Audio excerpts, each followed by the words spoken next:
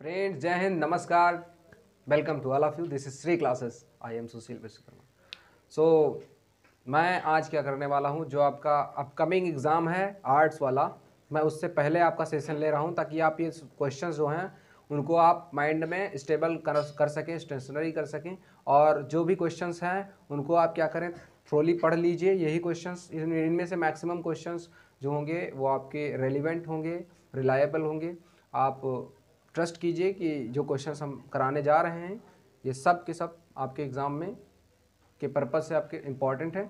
सो आप इनको सॉल्व कीजिए और ढंग से स्टडी कीजिए। मैक्सिमम क्वेश्चंस जो रहेंगे मैथ्स से रिलेटेड रहेंगे, और भी जो आपके एक्सप्लेनेबल क्वेश्चन रहेंगे उनको हम एक्सप्लेन करेंगे डिटेल में, और आप उनको ढंग से स्टडी कीजिएगा। So let's ready begin. And इसकी पीडीएफ भी हम कोशिश करेंगे आपको प्रोवाइड कराने की, किसमें, टेलीग्राम चैनल पर। टेलीग्राम चैनल का नाम है, हम बता देंगे आपको, अभी नीचे आपके स्क्रीन पर शो हो रहा होगा।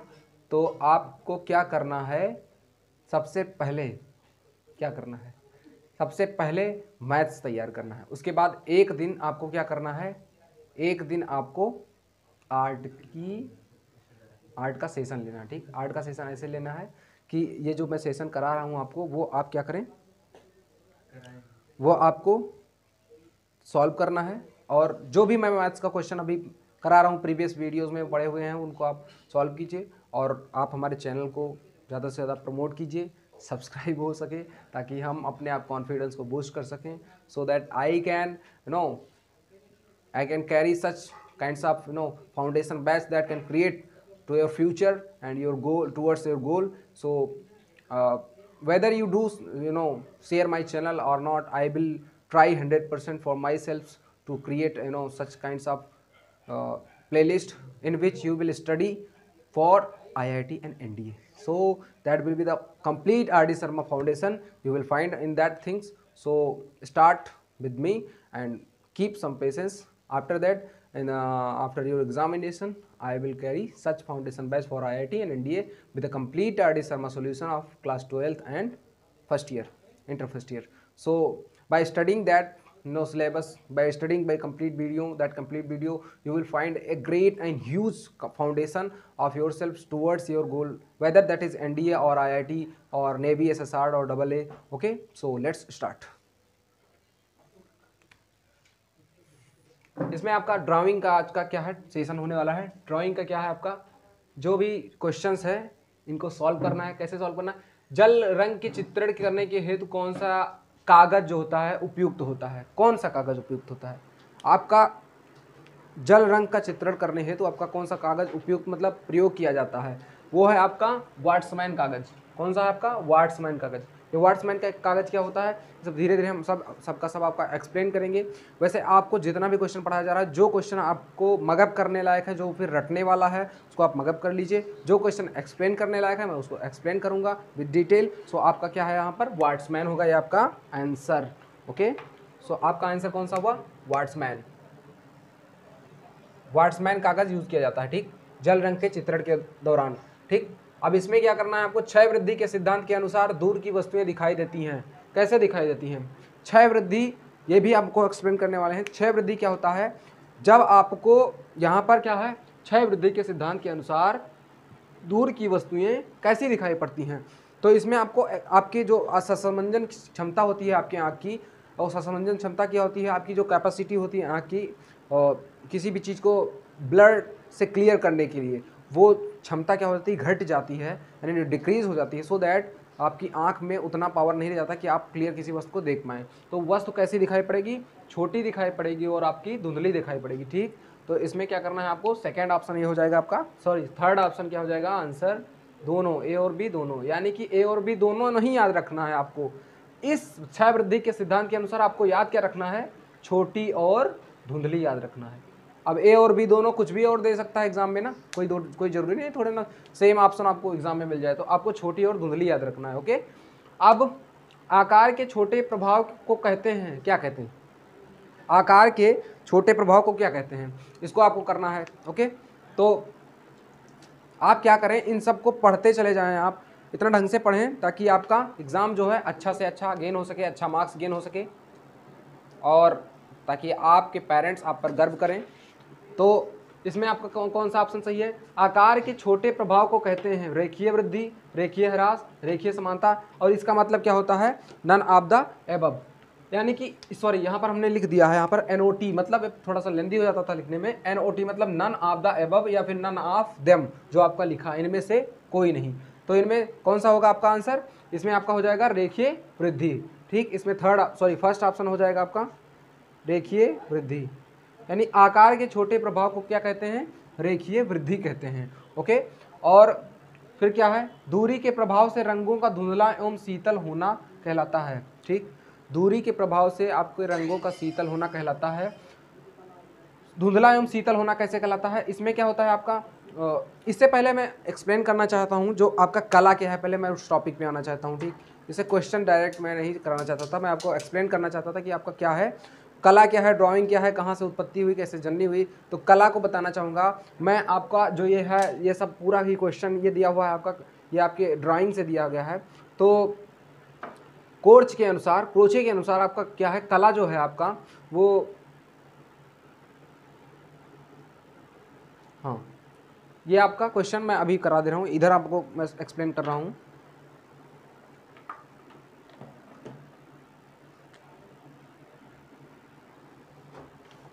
आपका क्रोचे के अनुसार, ओके, क्रोचे के अनुसार 1800 आपका,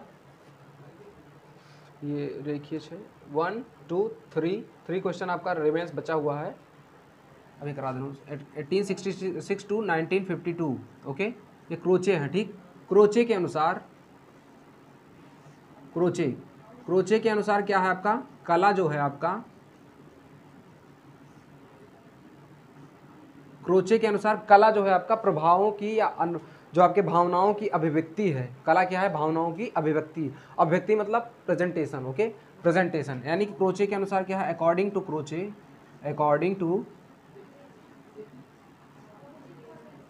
क्रोचे, है ना, ड्राइंग इज, हिंदी में भी बता रहा हूं आपको, ड्राइंग इज प्रेजेंटेशन ऑफ ना फीलिंग्स या आइडियाज लिख सकते हैं आप। ओके, यानी कि कला जो है आपका क्या है? प्रभावों की या भावनाओं की अभिव्यक्ति है। कला भावनाओं की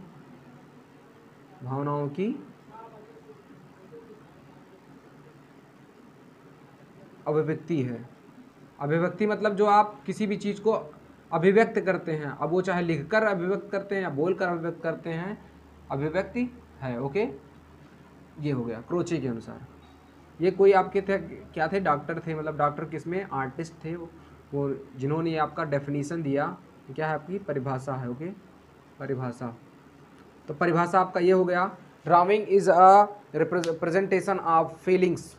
सो जो आप क्या करते हैं, फील करते हैं, जो सोचते हैं उसी को आप ड्रॉ करते हैं किसी भी चीज़ पर। पहले हमारा विकास कैसे हुआ, हमारे जब पूर्वज कहें या फिर यूँ कहें, जो हमारे सबसे पहले यहाँ पर मानव ने यहाँ पर जब यहाँ पर प्रेजेंटेशन दिया था, यहाँ पर उपस्थिति की थी, तो उन्होंने क्या किया था, धीरे धीरे वो नवपाषाण काल, यानी कि जब नवपाषाण काल में आए, तो वो धीरे धीरे ताम्रपाषाण काल में आए, तो वो धीरे धीरे क्या किया, उन्होंने आर्ट की, शिल्प की, शल्य क्रिया को उन्होंने प्रारंभ किया।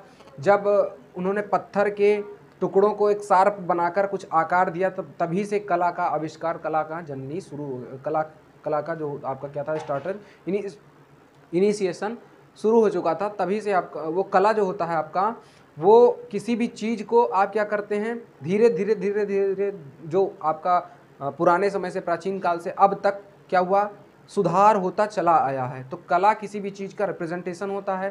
पहले पुरातात्विक आर्कियोलॉजिकल साइट से हमको क्या मिलता है, बहुत से ऐसे वो मिलते हैं जो प्राप्त होते हैं, कुछ कांस्य के पदक प्राप्त होते हैं, या फिर कुछ ऐसा वो प्राप्त होता है आपको, जिस कारण से आप क्या पता कर पाते हैं कि पुराने ज़मानों में क्या हुआ करता था। कभी कभी ऐसा भी मिलता है जो आपका वहाँ पर मानव जो होते थे पहले दफनाए जाते थे कुत्तों के साथ में। तो ये मतलब एक प्रेजेंटेशन मिलता है आपको, वो प्रेजेंटेशन ऐसा रहता है,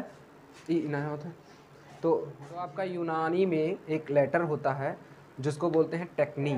टेक्नी मीन्स टेक्ने, टेक्नी मीन्स टेक्निकल टाइप का होता है, टेक्नी उसको बोलते हैं टेक्नी। और आर्ट्स, अर्स, अर्स आपका लैटिन में एक शब्द होता है अर्स, तो उसी से मिलकर आपका आर्ट्स बना है, ठीक। टेक्नी क्या होता है, टेक्नी, टेक्ने बोलते हैं हिंदी में, ठीक, टेक्ने। ये आपका यूनानी में लेटर होता है, ठीक, यूनानी में, मतलब यूनानी में। और ये हो गया आपका यूनानी का लेटर। और इसी को प्राचीन समय में टेक्ने बोलते थे आर्ट्स को यूनानी में। और आपका एक लेटर होता है, हाँ मैंने क्या बताया अभी, यूनानी, और एक लैटिन का लेटर होता है, लैटिन का एक वर्ड होता है, लेटर नहीं वर्ड होता है आपका लैटिन का, लैटिन का वर्ड होता है वो होता है अर्स। तो ये पुराने समय में मध्यकालीन भारत में आपका एक अर्स के नाम से जाना जाता था, उसी को आज क्या बोलते हैं आपका आर्ट्स बोलते हैं।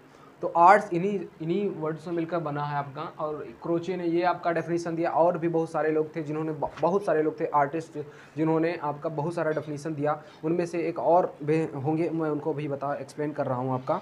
तो आपको क्या करना है, सबसे पहले आपको इन सभी क्वेश्चन को रीड कर लेना है ढंग से, ताकि आपका एग्ज़ाम में मैक्सिमम आपका वो बन सके। और आपका एक, मैं आपको क्वेश्चन थोड़ी देर में करा रहा हूँ, 1 मिनट।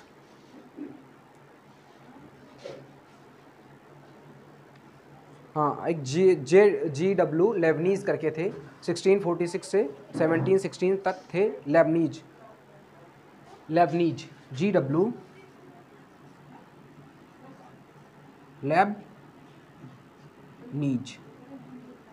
लेबनीज करके थे, ओके। GW लेबनीज करते थे, सॉरी लेबनीज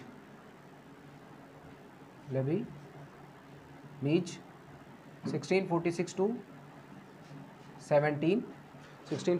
1716 तक ये थे, जिन्होंने क्या दिया आपका एक डेफिनीशन दिया, ओके, डेफिनीशन दिया।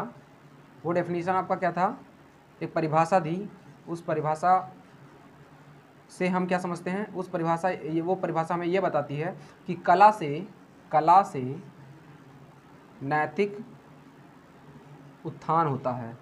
नैतिक उत्थान का मतलब क्या होता है, जब कला जो होती है वो आपकी, आर्ट्स ही एक ऐसा जो सब्जेक्ट है वो आपका क्या होता है, वो आपको डेवलप करता है धीरे धीरे। आपके क्यूरियोसिटी जो होती है, किसी भी चीज़ के प्रति सोचने की क्षमता होती है, उसको भी डेवलप करता है। जब आप डिफरेंट आप देखते हैं ना, कला प्रदर्शन होता है, तो उसमें क्या होता है, नए नए चीज़ों का इन्वेंशन, जो भावनाएं मन में सोची जाती हैं उनको अभिव्यक्त किया जाता है किसी न किसी शैली पर, किसी न किसी शैली के द्वारा। अब आपको पहले, हाँ, हमने आर्कियोलॉजिकल सर्वे का नाम लिया था। एक आर्कियोलॉजिकल सर्वे ऑफ इंडिया है, जो हमें वो ही एक डिपार्टमेंट ही ऐसी है जो आपकी वो किसी भी पुरातात्विक चीज़ों के खोज में लगी होती है। कोई भी चीज़ ज़मीन में होता है या फिर किसी भी चीज़ को लिखा जाता है, मतलब जो पुराने समय में लिखा गया था वो आज दबकर नीचे ज़मीन में पड़ा हुआ है, उसी चीज़ का क्या करती है, खोज करती है आर्कियोलॉजिकल सर्वे ऑफ इंडिया। तो वो उसी से हमको पुरातात्विक साक्ष्य मिलते हैं, जिन कारण से हम ये पता लगाता पाते हैं कि आजकल हमारे समय में, पुराने समय से अब तक क्या डेवलपमेंट हुआ और क्या ही पुराने समय में चलता आ रहा था। तो हमने आपको ये डेफिनेशन बता दिया। ये डेफिनेशन आप नोट कर सकते हैं कि कला क्या होता है। कला किसी भी चीज़ के भावनाओं को अभिव्यक्त किया जाता है। किसी भी पुराने समय में अगर कला ना होती, आप एक चीज़ ये आप वो समझ सकते हैं कि एक परिणाम है आजकल की, जो कला ना होती पुराने ज़माने में, कला का आविष्कार ना हुआ होता, तो आज कैसे आप पता लगा पाते कि पुराने ज़माने में क्या था। आज बहुत सारे मूर्तियां हैं जो आपके रखी हुई हैं, पुरातात्विक साक्ष्य हैं जो रखे हुए हैं, वो आपको म्यूज़ियम बोलते हैं। कोई भी चीज़ जो ऐतिहासिक चीज़ होती है उसको म्यूज़ियम में रखा जाता है। तो वो आपका अगर ना होता तो आप कैसे पता लगा पाते कि पुराने ज़माने में क्या था। तो ऐसा तो है नहीं कि सभी चीज़ों की हड्डियाँ और सभी चीज़ों के पुरातात्विक चीज़ जो इतने समय, लंबे समय तक जीवित रह पाएंगे। तो इन्हीं सब चीज़ों से, इन्हीं सब कारणों से हम पता लगा पाएँ। कुछ चीज़ें पत्तों पर मिली हमें, स्क्रिप्ट मिली छपी हुई, और कुछ चीज़ें हमें पत्थरों पर मिली, और कुछ चीज़ें हमें मूर्तियों पर मिली, कि कहीं ना कहीं फॉर्म में हमें मिली हैं। तो हम आपके क्वेश्चंस पर आते हैं, क्वेश्चंस आपको सॉल्व करा रहे हैं। वो क्वेश्चन आपका क्या है, सेकंड क्वेश्चन आपका है, हाँ, ये रेखीय वृद्धि हो गया था। और फिर नेक्स्ट नंबर है आपका क्या है, फिर हाँ आपका कौन सा 4th नंबर क्वेश्चन है। इधर ये आपका ऊपर है ऑप्शन, ऊपर लिखा हुआ है ऑप्शन, ओके, कंफ्यूज ना होइएगा आप। इसमें ऑप्शन आपका ऊपर लिखा, दूरी के प्रभाव से रंगों का धुंधला एवं शीतल होना कहलाता है। दूरी के प्रभाव से रंगों का धुंधला और शीतल होना कहलाता है। रेखीय क्षय, वातावरणीय क्षय, कोणीय क्षय। तो इसमें आपका आंसर क्या हो जाएगा आपका, इसमें आपका आंसर हो जाएगा वातावरणीय क्षय, ओके, वातावरणीय क्षय ये आंसर हो जाएगा। यानी दूरी के प्रभाव से रंगों का धुंधला होना, यानी दूर, आप किसी भी चीज़ से दूर होते चले जाते हैं, तो जहाँ पर मान लीजिए पेड़ पौधे ना हो ज़्यादा, वहाँ पर आप रेगिस्तान में दूर होते चले जाए तो किसी भी चीज़ को आप स्पष्ट नहीं देख पाएंगे, क्लियरिटी उतनी नहीं रहेगी, तो उस चीज़ को क्या कहलाता है, वातावरणीय क्षय, है ना। वहाँ पर क्या रहता है, there is a huge particles in the environment, so they move in the zigzag motion, zigzag motion करते हुए रहते हैं, वो उन्हीं पार्टिकल्स के कारण आप किसी भी चीज़ को स्पष्ट नहीं देख पाते हैं। तो ज़्यादा पार्टिकल की जब लेयर बन जाती है, आप जितनी दूर जाएंगे उतना ही तो लेयर आपको मिलता चला जाएगा। वो लेयर क्या करती है, आप किसी भी चीज़ को स्पष्ट देखने के लिए आपको बाध्य करती है, ओके। तो ये क्या हो गया आपका रेखीय क्षय, वातावरणीय क्षय, यानी वातावरणीय क्षय आपका आंसर हो गया। कि प्राकृतिक दृश्य चित्रण करते समय प्रकाश एवं प्रकाश का चित्रण करना चाहिए, करते समय एवं प्रकाश का चित्रण, सॉरी यहाँ पर थोड़ा मिसप्रिंट तो नहीं हो गया, प्राकृतिक दृश्य का चित्रण करते समय छाया एवं प्रकाश का चित्रण करना चाहिए, यहाँ पर छाया होना चाहिए, छाया होना चाहिए, यहाँ पर आप लिख लीजिएगा, सॉरी, छाया, छाया, छाया एवं प्रकाश का चित्रण करना चाहिए, सीधे स्याही से, सीधे पेंसिल से, सीधे रंग से, सीधे स्केच से। तो इसका आपका क्या होगा, आंसर क्या होगा, हाँ, प्राकृतिक दृश्य, प्राकृतिक दृश्य यानी जो आप सुबह का दृश्य बनाते हैं, प्राकृतिक दृश्य नेचुरल। देखो आप ये क्वेश्चन मैं आपसे पूछना चाहूँगा कि प्राकृतिक दृश्य जब आप बनाते हैं तो ढलता सूरज क्यों नहीं बनाते, उगता सूरज ही क्यों बनाना पसंद करते हैं। प्राकृतिक दृश्य वो भी तो होता है, प्राकृतिक मतलब क्या होता है, प्राकृतिक नेचुरल, तो नेचुरल कुछ भी बना सकते हैं आप ना, लेकिन बनाया जाता है क्योंकि सुबह का जो सूरज होता है वो हमें बहुत सी चीज़ों के बारे में क्या करता है, अवेयर करता है। एक फिजिकली भी ले सकते हैं, केमिकली भी ले सकते हैं, बायोलॉजिकली भी ले सकते हैं, किसी भी चीज़ से आप किसी भी पर्पज़ से देखें और आप उसको उगता सूरज को ज़्यादा आप वो देते हैं, महत्व देते हैं, क्योंकि उगता सूरज हमें क्या बताता है कि सुबह जल्दी उठना चाहिए, निरंतर चलते रहना चाहिए, और सुबह की रोशनी जो होती है बहुत ही फ़ायदेमंद होती है।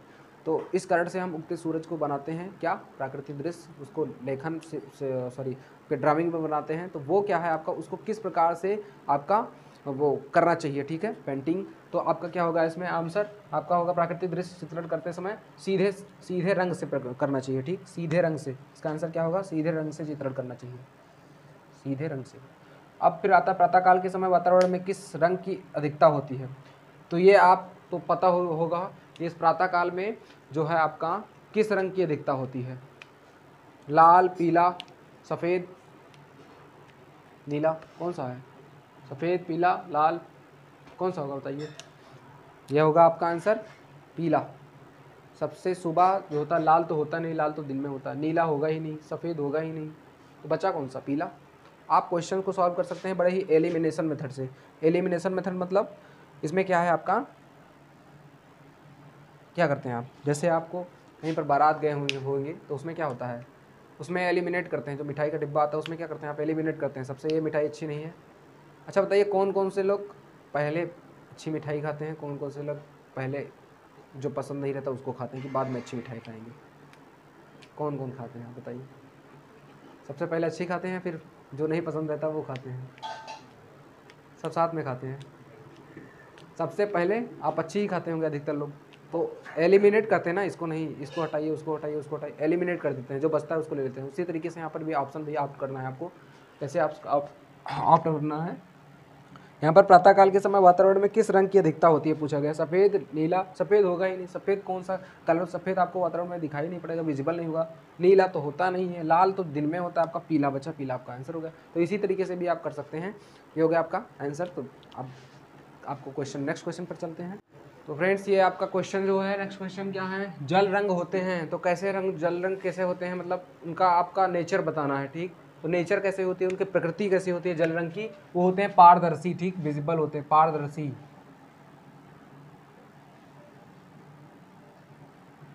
ठीक। पारदर्शी मीन्स, पारदर्शी मीन्स क्या होता है आपका, पारदर्शी मीन्स होता है जो आपका मतलब ट्रांसफरेबल हो, ट्रांसफरेबल, ठीक, ट्रांसफरेबल, यानी कि जो ट्रांसफरेबल मतलब जो ट्रांसफ़र कर सके किसी भी चीज़ को अपने से, अपने के द्वारा ट्रांसफ़र कर सके, ओके। तो नेत्र से ऊपर का स्थान क्या कहलाता है? अब आप ये ना बता दीजिएगा कि मस्तक कहलाता है या फिर आपका ये फलक कहलाता है। मतलब नेत्र के ऊपर का स्थान ये आपको आर्ट में बताना है, ड्राइविंग के पर्सपेक्टिव से बताना है। वो पर्सपेक्टिव आपका होता क्या है? वो आपका है कि नेत्र से ऊपर का स्थान आपको कहा जाएगा आकाश, और नेत्र के नीचे का स्थान आपको धरती बताना होगा, ठीक। यानी नेत्र आप ऊपर उठाएंगे तो कैसे दिखाई पड़ेगा? आपको आकाश दिखाई पड़ेगा। नेत्र नीचे करेंगे तो आपको धरती दिखाई पड़ेगा। तो ये है आपका क्या है? आपका यह है आपका आंसर। यानी नेत्र से ऊपर का स्थान क्या कहलाता है? आकाश कहलाता है, ठीक।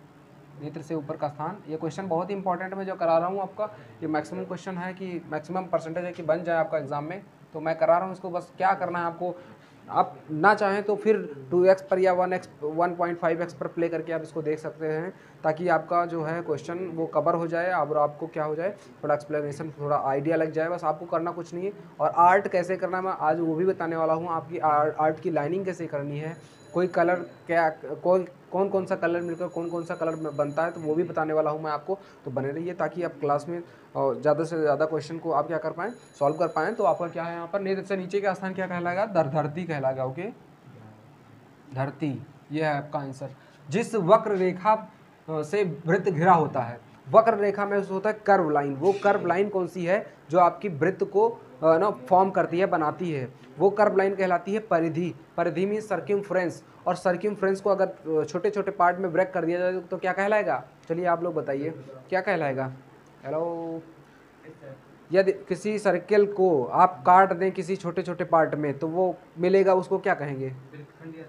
नहीं, हम सिर्फ परिधि की बात कर रहे हैं। परिधि को अगर काट दिया जाए छोटे छोटे पार्ट में तो क्या मिलेगा आपको? वक्र मिलेगा। क्या मिलेगा? वक्र मिलेगा। उसको क्या कहेंगे? वक्र। वक्र मीन्स कर्व। क्या बोलेंगे? कर्व बोलेंगे, ठीक। कर्व, कर्व मीन्स आप समझ लीजिए कि जो आपका जैसे मान लीजिए हो गया परिधि, हो गया, ओके, ये हो गया आपका परिधि, ठीक। परिधि को आप यहाँ से ब्रेक कर दीजिए, ए पार्ट बी, तो ए बी क्या कहलाएगा? ए बी क्या कहलाएगा? आपका वक्र कहलाएगा। क्या कहलाएगा? वक्र। यानी कि वक्र मीन्स ये चाप भी बोल सकते हैं, ओके, चाप, ठीक। कर्व या फिर चाप भी बोल सकते हैं। चाप मीन्स होता है आर्क, चाप, चाप मीन्स आर्क होता है, ठीक, आर्क। तो आप इसको बोल सकते हैं। यानी कि परिधि जो सर्क्यूमफ्रेंस मिल रही है, इसको टोटल क्या बोलेंगे? इसको बोलेंगे सर्क्यूमफ्रेंस। सर्क्यूमफ्रेंस, सर्क्यूमफ्रेंस मीन्स परिधि बोलेंगे, टोटल। और परिधि को अगर छोटे छोटे पार्ट में काट दिया जाएगा तो क्या मिलेगा आपको? वृत्त से घिरा होता है। जो घिरा होता है जिस पार्ट से, उसको क्या बोलेंगे? आर्क बोलेंगे, चाप बोलेंगे या फिर वक्र बोलेंगे, ओके। जिस बिंदु से किसी वृत्त की रचना की जाती है उस बिंदु को क्या कहते हैं? उसको क्या बोलेंगे? जिस बिंदु से किसी वृत्त की रचना की जाती है उस बिंदु को क्या बोलेंगे आप?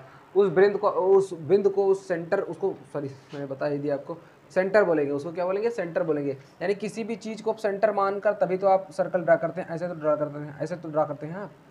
यानी किसी भी चीज़ को एक फिक्स पॉइंट मानकर आप किसी भी सर्कल का फॉर्मेशन बनाते हैं, ठीक, निर्माण करते हैं। किसी भी सर्कल का निर्माण कैसे होता है? बिना किसी फिक्स पॉइंट को माने बिना आप नहीं कर सकते ना। तो आपको क्या करना है यहाँ पर? किसी भी पॉइंट को एक फिक्स पॉइंट मानना है, और फिक्स पॉइंट मानने के बाद में आपको क्या करना है? उसके चारों ओर एक फिक्स लाइन ड्रा कर देनी है। जिस लाइन की जो डिस्टेंस होनी चाहिए वो उस पॉइंट से क्या होनी चाहिए? सेम होनी चाहिए, ओके। हर जगह पे ये डिस्टेंस क्या होनी चाहिए? सेम होनी चाहिए। और वो डिस्टेंस क्या कहलाएगी? आपकी रेडियस कहलाएगी। इसको क्या बोलेंगे? रेडियस। यानी इसको क्या बोलेंगे? सेंटर बोलेंगे, ओके। ये होगा आपका सेंटर, यानी कि क्या होगा? इसको केंद्र बोलते हैं। उसको क्या बोलते हैं? केंद्र बोलते हैं। इसको क्या बोलते हैं? रेडियस, यानी त्रिज्या, रेडियस बोलते हैं। आर फॉर रेडियस, यानी हिंदी में क्या बोलेंगे आप? त्रिज्या बोलेंगे, ओके। और इसको क्या बोलेंगे? आर्क। अगर यहाँ से काट दिया जाए तो इसको क्या बोलेंगे? आर्क बोलेंगे, चाप बोलेंगे। और इसको आप क्या बोलेंगे? इसको क्या बोलेंगे आप? इसको क्या बोलेंगे? त्रिज्यखंड। त्रिज्यखंड माने सेक्टर बोलेंगे, ओके। इसको क्या बोलेंगे? ये जो डैश डैश वाला पार्ट है इसको क्या बोलेंगे? सेक्टर, हिंदी इंग्लिश वाले सेक्टर। और इसको बोलेंगे हिंदी में त्रिज्यखंड बोलेंगे, ओके। ये क्या बोलेंगे आपको? त्रिज्यखंड बोलेंगे। अगर आपको ये होगा केक, पिज्जा काटते हैं ना आप, पिज्जा आप लोगों ने तो खाया होगा। पिज्जा या फिर केक काटते हैं तो कैसे काटते हैं? इसी तरीके से तो काटते हैं, चाकू लेते हैं, खचाक खचाक। तो आपको क्या मिलेगा? त्रिज्यखंड मिलेगा। आप, अच्छा एक मिनट, आप कोई किसी बर्थडे पार्टी में जाइए, आप क्या बोलिए? आप त्रिज्यखंड काटने वाले हैं, लोग चौंक जाएंगे। त्रिज्यखंड क्या होता है? यानी आप सेक्टर बांधने वाले, सेक्टर काटने वाले। तो सेक्टर मीन्स क्या होता है, वो आप जो आर्ट के सॉरी जो पिज्ज़ा या फिर पिज्ज़ा कटिंग या फिर आपका जो केक होता है उसको काटते हैं ऐसे खचा खचा करके, तो क्या मिलता है आपको, सेक्टर मिलता है, यानी त्रिज्यखंड, इसको बोलेंगे सेक्टर, त्रिज्यखंड। अब आप रोटी तोड़ते हैं तो रोटी को आप ऐसे बोलते हैं ना, आधी रोटी मुझे चाहिए, तो कैसे मिलेगा आपको, रोटी तो ऐसे तोड़ेंगे ना आप, रोटी तोड़ेंगे तो इसको क्या बोलेंगे आपका, इसको बोलेंगे सेगमेंट बोलेंगे, क्या बोलेंगे, segment. Okay, segment, segment means circle का सेगमेंट, ठीक, segment, circle segment, circle segment means यानी वृत्तखंड बोलेंगे, क्या बोलेंगे, वृत्तखंड। तो इसको आप याद रखिए, ये आपका जो मैथमेटिक्स से जो बेसिक है सर्किल वाला पार्ट, ये आपका एग्जाम में आ सकता है। ओके, तो इसको क्या बोलेंगे, वृत्तखंड, इसको त्रिज्यखंड, जो त्रिज्या से काटा गया उसको त्रिज्यखंड, जो वृत्त का पार्ट है आधा काट लिया गया उसको क्या बोलेंगे, वृत्तखंड बोलेंगे। तो ये हो गया आपका, इसमें क्या बोलेंगे, जिस बिंदु से वृत्त की रचना की जाती है उसे सेंटर कहते हैं, क्या बोलते हैं, सेंटर। सेंटर मीन्स क्या बोलते हैं, केंद्र। ओके, ये सेंटर हो गया, आपका आंसर हो गया सेंटर। वह सरल रेखा जो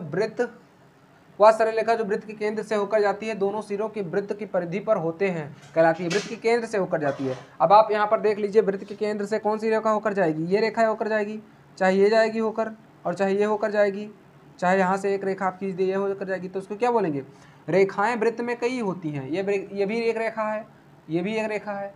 ओके, यहाँ पर सेंटर है, और ये भी एक रेखा और ये भी एक रेखा है। अब आप मान लीजिए ए सी मान लीजिए और डी ई मान लीजिए, ए सी और डी ई में क्या फ़र्क है, ए सी बराबर डी ई नहीं है। ओके, लंबाई भी नहीं, क्यों, क्योंकि डी ई जो है वो सेंटर से पास हो रही है, कहाँ से, सेंटर से पास हो रही है, सेंटर से, और ए सी सेंटर से पास नहीं हो रही, तो ए सी को क्या बोलेंगे, जीवा बोलेंगे, जीवा मतलब कॉर्ड, जीवा माने कॉर्ड, और डी यू को क्या बोलेंगे आप, डायमीटर बोलेंगे, डायामीटर। तो यही पूछा है कि जो सेंटर से होकर जाती है उसको क्या बोलते हैं, जो सेंटर से होकर गई उसको क्या बोलेंगे, आपका रेडियस का दोगुना यानी डायमीटर, रेडियस का टू टाइम्स है ना, रेडियस का 2 टाइम्स है, यानी इसको क्या बोलेंगे, डायमीटर बोलेंगे। और जो सेंटर से होकर नहीं जा रही है उसको क्या बोलेंगे आप, कॉर्ड बोलेंगे, इसको क्या बोलेंगे, कॉर्ड, जीवा। ठीक, तो इसको क्या बोलेंगे आप, वह सरल रेखा जो वृत्त के केंद्र से होकर जाती है तथा उन दोनों सिरों के वृत्त के परिधि पर मिलती है, कहलाती है, उसको क्या बोलेंगे आप, डायमीटर, यानी कि डायमीटर को क्या बोलते हैं, डायमीटर को क्या बोलते हैं, बताइए, हिंदी में डायमीटर को क्या बोलते हैं, व्यास बोलते हैं, व्यास जी महाराज, व्यास जी महाराज सेंटर से होकर जाते हैं। वृत्त के केंद्र से परिधि तक की दूरी कहलाती है, वृत्त के केंद्र से परिधि तक की दूरी रेडियस कहलाती है, वृत्त के केंद्र से परिधि मतलब परिधि, किनारे किनारे वाली, क्या कहलाएगी, रेडियस, रेडियस माने त्रिज्या। वृत्त के अर्धभाग को कहते हैं, अर्धभाग, तो वृत्तखंड इसको क्या बोलेंगे, वृत्त के अर्धभाग को कहते हैं, यानी क्या बोलते हैं, अर्धभाग को वृत्तखंड बोलेंगे, सॉरी अर्धवृत्त बोलेंगे, वृत्त के अर्धभाग को, यानी वृत्त का अर्धभाग ये हो गया ना। मैं इसी में आपका बहुत ज़्यादा इसमें जिगजैग मोशन हो रहा है, मैं अलग बना दे रहा हूँ आपका वृत्त, मैं इधर बना दे रहा हूँ, ठीक, इधर, ठीक है, दिखाई पड़ रहा होगा आपको, एक मिनट, सॉरी, ये हो गया आपका सर्कल। वृत्त के अर्धभाग को क्या बोलेंगे, ये हो गया अर्धभाग, यानी हाफ ऑफ सर्कल, इसको आप बोलेंगे अर्धवृत्त बोलेंगे, क्या बोलेंगे आप, अर्धवृत्त। ओके, वृत्त के, आप रोटी लीजिए उसको हाफ कर दीजिए, ठीक, तो हाफ करिएगा तो डायमीटर से करिए, तो उसको क्या बोलेंगे, अर्धवृत्त बोलेंगे, क्या बोलेंगे, अर्धवृत्त। और मैं एक चीज़ और बताना देना चाहता हूँ आप सबको कि आपको क्या करना है, वृत्त और सर्कल में, सर्कल और स्फीयर में डेफिनेशन, आपको डिफरेंस क्लियर रखना है। सर्कल आपका क्या होता है, सर्किल होता है 2D में बनता है, सर्कल आप पेज में बनाएंगे, कोई भी रिंग ले लीजिए आप, कोई भी वायर ले लीजिए, कोई तार ले लीजिए, उसको आप क्या कर लीजिए, थोड़ा सा आप इसको सर्कल टाइप का उसको घुमा लीजिए, ठीक, वो आपका सर्कल बन जाएगा। लेकिन स्फीयर जो होता है, गोला होता है, उसका आयतन होता है, सर्किल का कोई आयतन नहीं होता। आ सकता है क्वेश्चन आपका, सर्किल का आयतन होता है, सर्किल का क्षेत्रफल होता है, सर्किल का दोनों होता है, या ए बी दोनों, मैंने बोला एरिया और वॉल्यूम, और कुछ भी नहीं होता। तो इसमें आपको क्या लगाना है, सिर्फ एरिया होता है सर्किल का, ठीक, परिधि होती है, लंबाई होती है, चौड़ाई होती है, और आप उसमें वो नहीं निकाल सकते, वॉल्यूम नहीं होता, ठीक। सर्किल का आपका, सर्किल में बस आप ऐसे मतलब कोई भी लाइन खींच रहे हैं दीवार पर या फिर किसी कॉपी में, या फिर वायर को आप ऐसे बना रहे हैं, तो वो आपका सिर्फ एरिया देगा, आपको वॉल्यूम नहीं देगा। फिर आपको क्या करना है, स्फीयर आपका गेंद हो गया, सॉरी गेंद आप देखिए ना, गेंद देखते हैं ना, बॉल, वो आपका स्फीयर टाइप का, तो स्फीयर उसको बोलेंगे। आलू देखते हैं वो स्फेयर है, लेकिन सर्कल क्या है आपका, सर्कल एक रोटी टाइप का है, समझ लीजिए। रोटी का भी वॉल्यूम होता है, लेकिन सर्कल रोटी को नहीं बोलेंगे। अगर रोटी की मोटाई को हम नगड़ मानते हुए काम करें तो सर्कल उसको बोल देंगे। लेकिन सर्कल आपका जो होता है बेसिकली वो होता है कि 2D में बनता है। ओके, वृत्त का अर्धभाग कहलाता है, वृत्त का अर्धभाग मैंने बता दिया। वृत्त का अर्धभाग क्या कहलाता है, वृत्तखंड कहलाता है।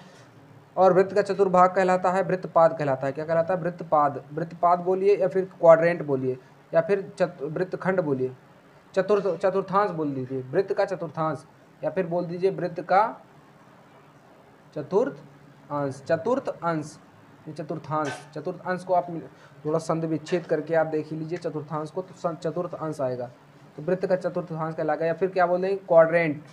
क्वाड्रेंट, क्वाड मीन्स चार होता है ना, चार, क्वाड मीन्स क्या होता है, चार, तो क्वाड्रेंट बोलेंगे। परिधि पर कोई भाग क्या कहलाता है, परिधि का कोई भाग क्या कहलाता है, आर्क कहलाता है या चाप कहलाता है, यही आंसर हो जाएगा। परिधि का कोई भाग क्या कहलाएगा, आर्क बोलेंगे या फिर चाप बोलेंगे, ठीक। वक्र बोलेंगे या फिर वक्र, वक्र कह दीजिए, वक्र या फिर चाप। वक्र बोलेंगे तो आर्क बोलेंगे आप इंग्लिश में, और चाप बोलेंगे तो क्या बोलेंगे आप, चाप बोले तो ज़्यादा सही रहेगा आपका आंसर। ये होगा आपका चाप मीन्स क्या होता है आपका, हाँ, आर्क मीन्स ही चाप होता है। वक्र, वक्र होता है आपका कर्व, वक्र क्या होता है, कर्व। ये हो गया आर्क, आर्क मीन्स हो गया चाप, और कर्व हो गया वक्र। ओके, तो ये हो गया आपका आंसर। किसी वृत्त के केंद्र से हो सकते, सॉरी, किसी भी वृत्त के कितने केंद्र हो सकते हैं, ठीक, किसी वृत्त के कितने केंद्र हो सकते हैं, तो the number of centre of any circle. Okay, किस the number of centre of any circle, तो कितने सेंटर हो सकते हैं, तो कितने सेंटर हो सकते हैं, सेंटर आपका एक ही होगा। कोई भी वृत्त बन रहा तो आपको यहाँ पर किसी वृत्त का केंद्र कितना हो सकता है, कि किसी वृत्त का केंद्र क्या होगा आपका, एक ही होगा, ओनली वन। एक वृत्त का केंद्र एक ही होगा, केंद्र सिर्फ एक ही होता है, ठीक। आप एक वृत्त के चारों ओर पता नहीं कितना वृत्त आप बना सकते हैं, कॉन्सेंट्रिक सर्किल बना सकते हैं। कॉन्सेंट्रिक सर्किल मतलब होता है संकेंद्रीय, हिंदी में क्या बोलते हैं, संकेंद्रीय। आपने नाम सुना होगा जब आपने वृत्त से संबंधित क्षेत्रफल वाला चैप्टर पढ़ा होगा। वृत्त चैप्टर तो आपका एलिमिनेट हो चुका है, हट चुका है, लेकिन वृत्तों से संबंधित क्षेत्रफल जब आपने स्टडी किया होगा आपके मैथ वाले सेक्शन में, तब आप समझ गए होंगे वहाँ पर वृत्त, संकेंद्रीय वृत्त क्या होता है आपका, एक ही केंद्र मानकर आप क्या कर सकते हैं, एक ही केंद्र मानकर उसके चारों ओर बहुत सारे वृत्त आप क्या कर सकते हैं, खींच सकते हैं। अगर ये पूछ सकता है कि एक ही केंद्र के कितने वृत्त हो सकते हैं, तो अनंत वृत्त हो सकते हैं। क्या है, अनंत वृत्त means infinite number of circle may be exist with one centre. यानी कॉन्सेंट्रिक सर्कल मीन्स होता है कि एक ही सेंटर को मानकर, एक ही केंद्र को मानकर कई वृत्त खींचे जाएं। रेडियस डिफरेंट होगी बट आपको सेंटर एक ही रख सकते हैं आप। ओके, या एक ही वृत्त पर कितने सर्कल खींचा जा सकते हैं, बहुत, यानी कि इनफाइनाइट नंबर ऑफ।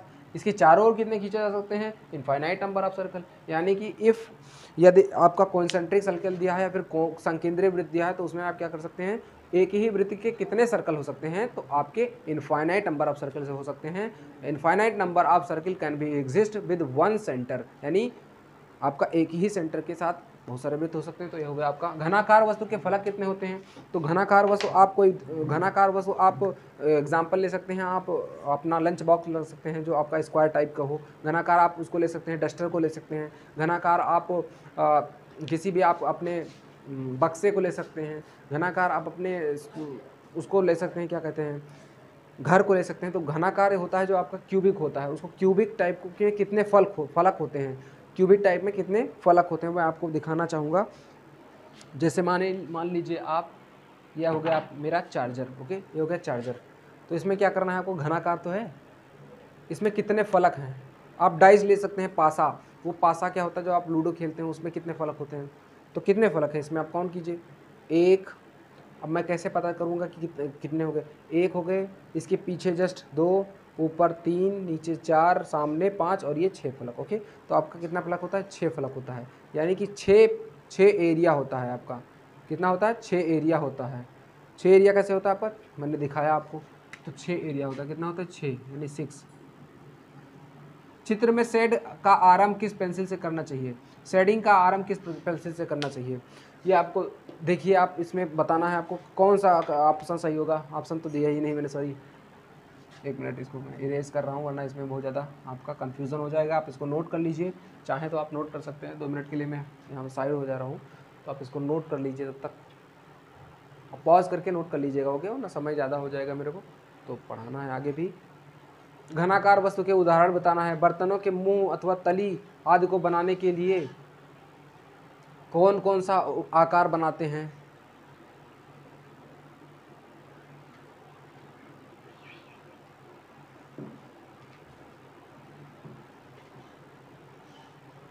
तो अब नोट कर लिया होगा आपने। मैं नेक्स्ट क्वेश्चन तब तक करा रहा हूँ, ठीक, क्योंकि मैं भूल जाता हूँ, आपको रुकना कि आप नोट कर लें। मैं उसको इरेज कर देता हूँ, तो उसमें आप पॉज करके नोट कर लीजिएगा। चित्र में शेड का आरंभ किस पेंसिल से करना चाहिए? वो होता है HB। HB मीन्स क्या होता है? आपने अभी तक देखा होगा बहुत सारे पेंसिल का आपने यूज़ किया होगा आज तक, लेकिन HB का मीन्स बहुत कम लोगों को पता होता है। HB का मतलब होता है hard. H means hard, B मतलब ब्लैक। जितना HB ज़्यादा होगा उतना ही आपकी पेंसिल हार्ड और ब्लैक ज़्यादा होगी। हार्ड HB यानी हार्ड, H फॉर हार्ड, और B फॉर क्या होता है? ब्लैक होता है। B फॉर क्या होता है? ब्लैक, यानी कि हार्ड भी हो और ब्लैक भी हो, ऐसे पेंसिल का आप शेडिंग के लिए यूज़ करेंगे, ठीक। घनाकार वस्तु के उदाहरण हैं, बुक ले सकते हैं, घर ले सकते हैं। घनाकार घर ही होता ना, यानी बुक ले सकते हैं, बुक्स। एग्जाम्पल देना आपको, ओके। बुक्स यानी कि आप ले सकते हैं डस्टर, जिसे आप इरेज करते हैं, डस्टर। और हाउस ले सकते हैं। और क्या ले सकते हैं? और भी बहुत सारे चीज़ होते हैं जो आप ले सकते हैं, एटसेट्रा लगा दे रहा हूँ मैं आपको यहाँ पर, आप लिख लीजिएगा। बर्तनों के मुंह अथवा तली आदि को बनाने के लिए कौन सा आकार बनाते हैं? ठीक, बर्तनों के मुंह अथवा तली को बनाने के लिए कौन सा आकार बनाते हैं? यानी कि बर्तनों के मुंह अथवा तली को बनाने के लिए आपका कैसा होता है? बर्तन का मुंह कैसा होता है आपका? इलिप्स टाइप का होता है। इलिप्स मीन्स दीर्घवृत्त। दीर्घवृत्त मीन्स आप अंडा देखे होंगे अभी तक नहीं, आपने अंडा देखा हो ना, अंडा कैसे है? या अंडा दे सकते हैं आप। या पृथ्वी का आकार कैसा है? गोल नहीं है, पृथ्वी का आकार गोल नहीं है, स्फेरिकल नहीं है, वो आपका इलिप्स टाइप का है। इलिप्स क्या होता है? दीर्घवृत्त होता है, ऐसा चपटा हुआ हल्का सा और किनारे किनारे निकला हुआ। दीर्घवृत्त ऐसे होता है। कुछ ज़्यादा मैंने इसको कंप्रेस कर दिया। ये हो गया आपका दीर्घवृत्त। ये क्या है? इलिप्स है।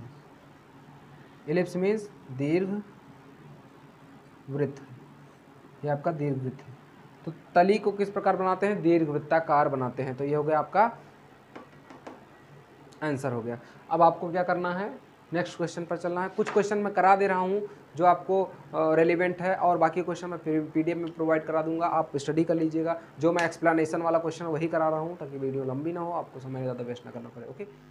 तो ये नेक्स्ट क्वेश्चन आपका है 20 नंबर। स्मृति के आधार पर किसी अनुभूत वस्तु को चित्रित करना कहलाता है। स्मृति के आधार पर यानी कि आपको याद करके कोई भी चीज़ चित्रित किया जाता है। यानी कि आप अभी थोड़ा सा स्मृति से इस पर आप किसी भी चीज़ का चित्रण कर रहे हैं, किसी भी चीज़ को मार्क करके बना रहे हैं, स्क्रिप्ट कोई भी चीज़ प्ले कर रहे हैं, तो उसको उसको क्या कहेंगे? स्मृति चित्रण कहेंगे। उसको क्या कहेंगे? स्मृति चित्रण।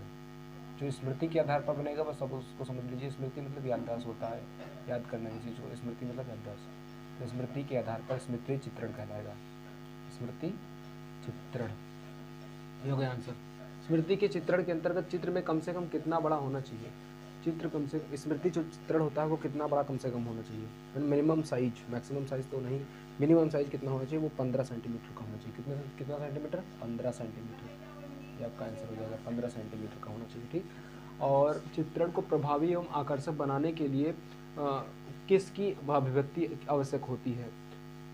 किस चित्रों को प्रभावी एवं आकर्षक बनाने के लिए, प्रभावी आकर्षक मतलब होता है कि वो आपका थोड़ा सा उसमें वो भी दिखाई पड़े कि आपका मतलब बिल्कुल वो जो शेडिंग होती है उसकी वो क्लीन दिखाई पड़े, बिल्कुल क्लीन, मतलब पूरा आपका ऑप्यूलेंट ना आए, थोड़ा सा ब्लड ना आए। इसलिए आपको क्या करना चाहिए? उसमें चित्र को प्रकाश और छाया दोनों की आवश्यकता होती है। किस चीज़ की? प्रकाश और छाया दोनों की आवश्यकता होती है। प्रकाश और छाया,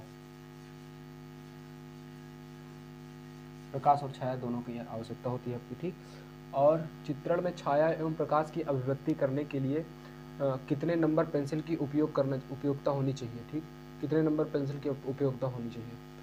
छाया एवं प्रकाश की अभिव्यक्ति के लिए कितने नंबर? छाया एवं प्रकाश की अभिव्यक्ति मतलब होता है पूरा स्पष्ट दिखाई पड़ना, यानी कि कितने नंबर पेंसिल की आवश्यकता होनी चाहिए? इसमें 2 HB की होगी।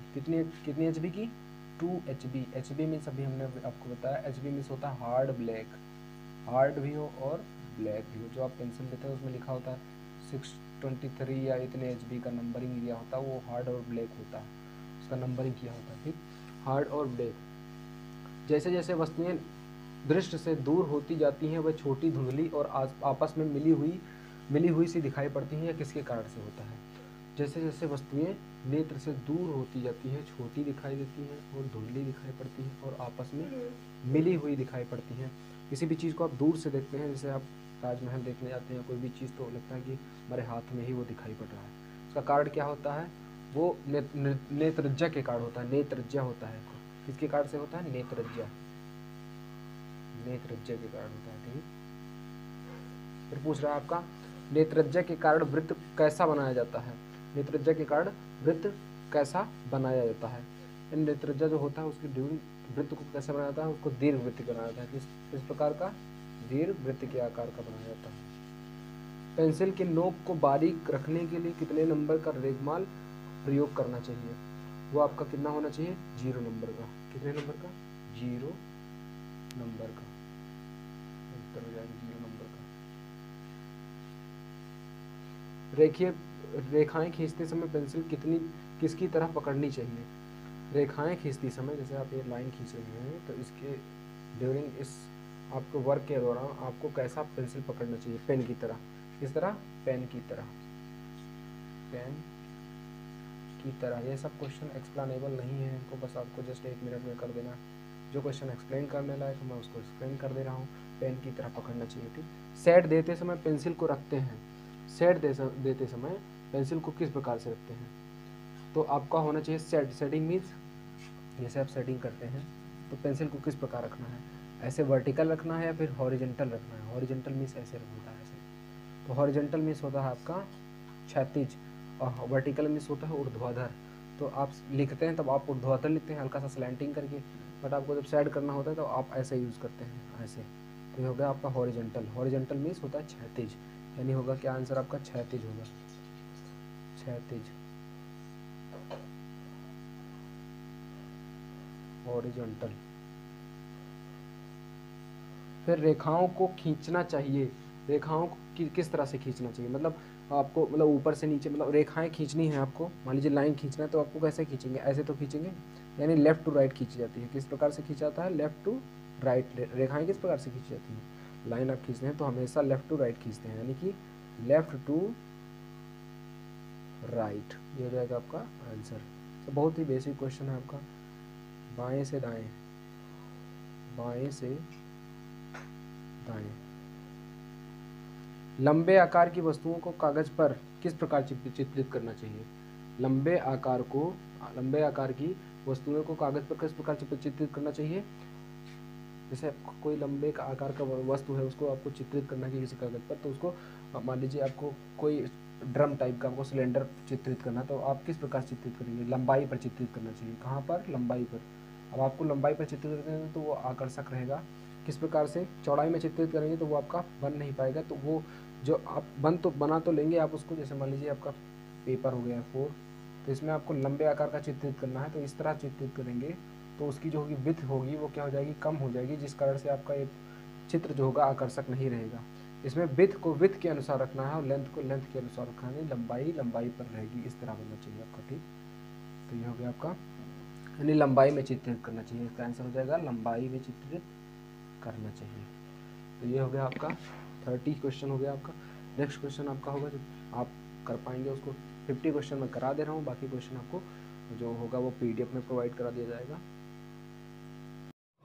तो फ्रेंड्स आपका क्या है यहाँ पर, आज जब किसी क्षेत्र की सभी भुजाएं किसी अन्य क्षेत्र की भुजाओं को स्पर्श करती हैं अथवा शीर्ष आकृति पर पड़ते हों तो उस क्षेत्र को अन्य क्षेत्र के क्या कहते हैं?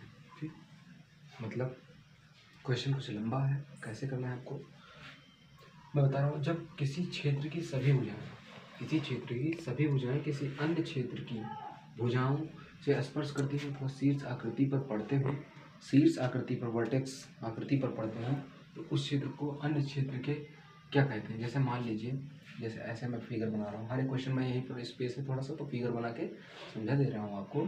तो जब किसी भी क्षेत्र की सभी भुजाएं, ठीक, किसी अन्य क्षेत्र की सभी भुजाओं पर पड़ती हैं। या यहाँ पर दो ही भुजा पड़ रही है, इसमें लिखा भी है सभी भुजाएं किसी अन्य क्षेत्र की सभी भुजाओं को स्पर्श करती हो या अथवा शीर्ष आकृति पर पड़ते हो। शीर्ष मतलब होता है वर्टेक्स, ये होगा शीर्ष आपका, ठीक। ये क्या होता है? वर्टेक्स। वर्टेक्स को हिंदी में बोलते हैं शीर्ष। ओके, तो किसी भी क्षेत्र की जब सभी भुजाएं पड़ती हैं तो या फिर यूँ कह लीजिए आपका सभी भुजाएं ये पड़ गई थी। तो यहाँ पर क्या है आपका, ये जो बाहर वाला फिगर समझ लीजिए बी, और ये ए जो है वो कंटेन कर रहा है बी में। बी ए जो है बी का सबसेट है। जब सबसेट और सेट आप आगे पढ़ेंगे क्लास फर्स्ट ईयर में, इंटर फर्स्ट ईयर में। फिलहाल के लिए ए जो है बी में अंतर्गत है, बी के कहाँ है? अंतर्गत है आपका, ठीक। यानी बी के अंतर्गत है आपका, ए जो है बी के अंदर है। इसलिए आप क्या बोलेंगे, जब ए की सभी भुजाएं बी की सभी भुजाओं का स्पर्श करती हूँ तो क्या बोलेंगे आप? ए जो है बी के अंतर्गत है, यानी कि बी में कंटेन कर रहा है, ठीक। ओके, बी में ए क्या कर रहा है? कंटेन कर रहा है। तो यहाँ पर क्या हो जाएगा आपका आंसर? अंतर्गत हो जाएगा। क्या हो जाएगा आपका आंसर? अंतर्गत। अंतर्गत। ओके, किसी आकृति को 32 नंबर क्वेश्चन, किसी आकृति को बाह्य स्पर्श करता हुआ ऐसा वृत्त जो उस आकृति की दो भुजाओं को बढ़ाने पर उन्हें भी स्पर्श करता है तथा तो उस आकृति या क्षेत्र का क्या कहलाता है? फिर से सुनिए क्वेश्चन। किसी आकृति को बाह्य स्पर्श करता हुआ एक ऐसा वृत्त जो उस आकृति की दो भुजाओं को बढ़ाने पर उन्हें भी स्पर्श करता है, उस आकृति या क्षेत्र को क्या कहते हैं? जैसे समझिए, अब इसको मैं इरेज कर रहा हूँ, जो भी हमने समझाया इसको मैं इरेज कर रहा हूँ। ओके, कोई भी आकृति है उसको बाह्य स्पर्श करता हूँ, बाह्यता स्पर्श कर रहा हूँ। ओके, जैसे समझ लीजिए ये होगी, ठीक। इसको बाह्य से स्पर्श कर रहा है, किसी भी आकृति को बाह्य स्पर्श करता हुआ एक वृत्त। ओके, क्या है आपका? किसी आकृति को बाह्य स्पर्श करता हुआ कोई भी वृत्त जो उस आकृति को दो भुजाओं, उस आकृति की दो भुजाओं बढ़ाने पर उन्हें भी स्पर्श करता है। यानी कि बाह्य, जैसे आकृति को बाह्यता मान लीजिए यहीं पर स्पर्श कर रहा है, ठीक, यहीं पर स्पर्श कर रहा है, ठीक। अभी क्या है आपका, या फिर यूँ समझिए, एक बार ढंग से बना दे रहा हूँ। ये होगा आपका ट्रायंगल और यहीं पर मान लीजिए स्पर्श कर रहा है। एक सर्कल है जो आपका क्या कर रहा है, यहीं पर इसको स्पर्श, यानी कि टेंजेंट टाइप का है। इसको सर्कल समझ लीजिए, आप बन रही है ऐसे। पहले मैं सर्कल बना दे रहा हूँ आपको।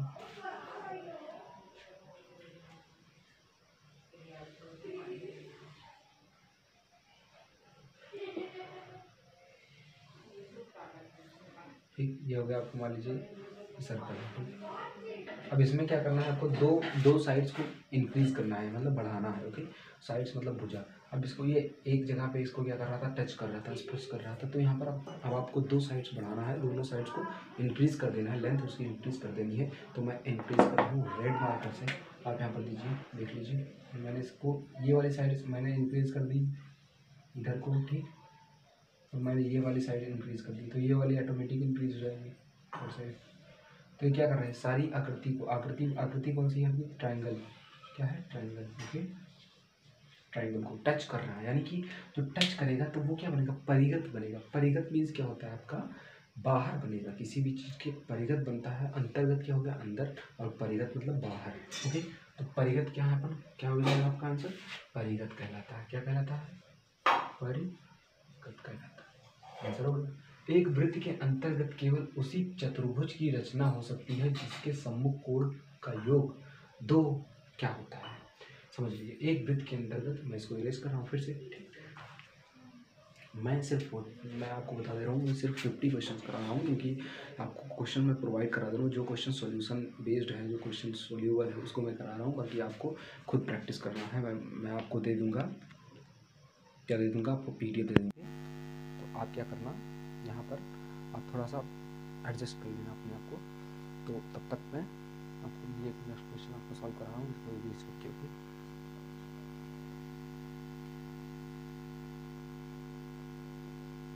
एक्सक्यूज मी,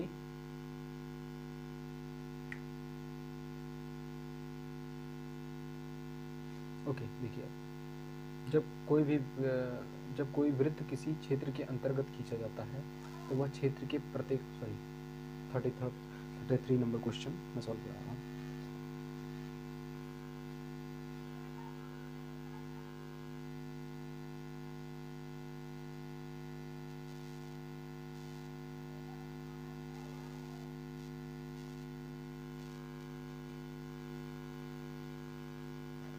आपको क्या करना है, आपको 33 नंबर क्वेश्चन सॉल्व करना है। थोड़ा सा टेक्निकल इशू था, सॉरी माफ़ कीजिएगा, उसके लिए क्षमा चाहता हूँ आपको। कोई भी मुझसे टेक्निकल इशू होती है तो अभी मेरा सेटअप उतना स्टूडियो सेटअप है नहीं, तब तक के लिए मुझे आप क्या करेंगे, क्षमा करेंगे। कोई भी गलती होती है, मैं आपको जेन्युइन कंटेंट प्रोवाइड करने में लगा रहता हूँ। बस मेरा ये एफर्ट रहता है कि आप तक वो कंटेंट, वो चीज़ डिलीवर करा पाऊँ जो आप कहीं पर भी ना पा सकें। मेरे कहने का मतलब ये नहीं है कि वो कंटेंट कुछ ज़्यादा ही रेलिवेंट हो आपके लिए, मैं वो कंटेंट डिलीवर करने के प्रयास में रहता हूँ जो आपके एग्ज़ाम बेस्ड से रेलिवेंट हो और आपको क्या करे, वो कंटेंट आपको एक अच्छा और सूटेबल आपको मार्क्स प्रोवाइड कर सके एग्ज़ाम में। अच्छा क्वेश्चंस आपके वही क्वेश्चन मिलने के आपके ज़्यादा चांसेस हों। ठीक है, सो आप सॉल्व कीजिए इसको। यहाँ पर क्या है, एक वृत्त के अंतर्गत केवल उसी चतुर्भुज की रचना हो सकती है। तो आप सबसे पहले क्या बनाइए, आप वृत्त बनाइए। ठीक, सर्कल बना दिया हमने, सर्कल बना दिया। ठीक, अब सर्कल बनाने के बाद में हम क्या करेंगे, यहाँ पर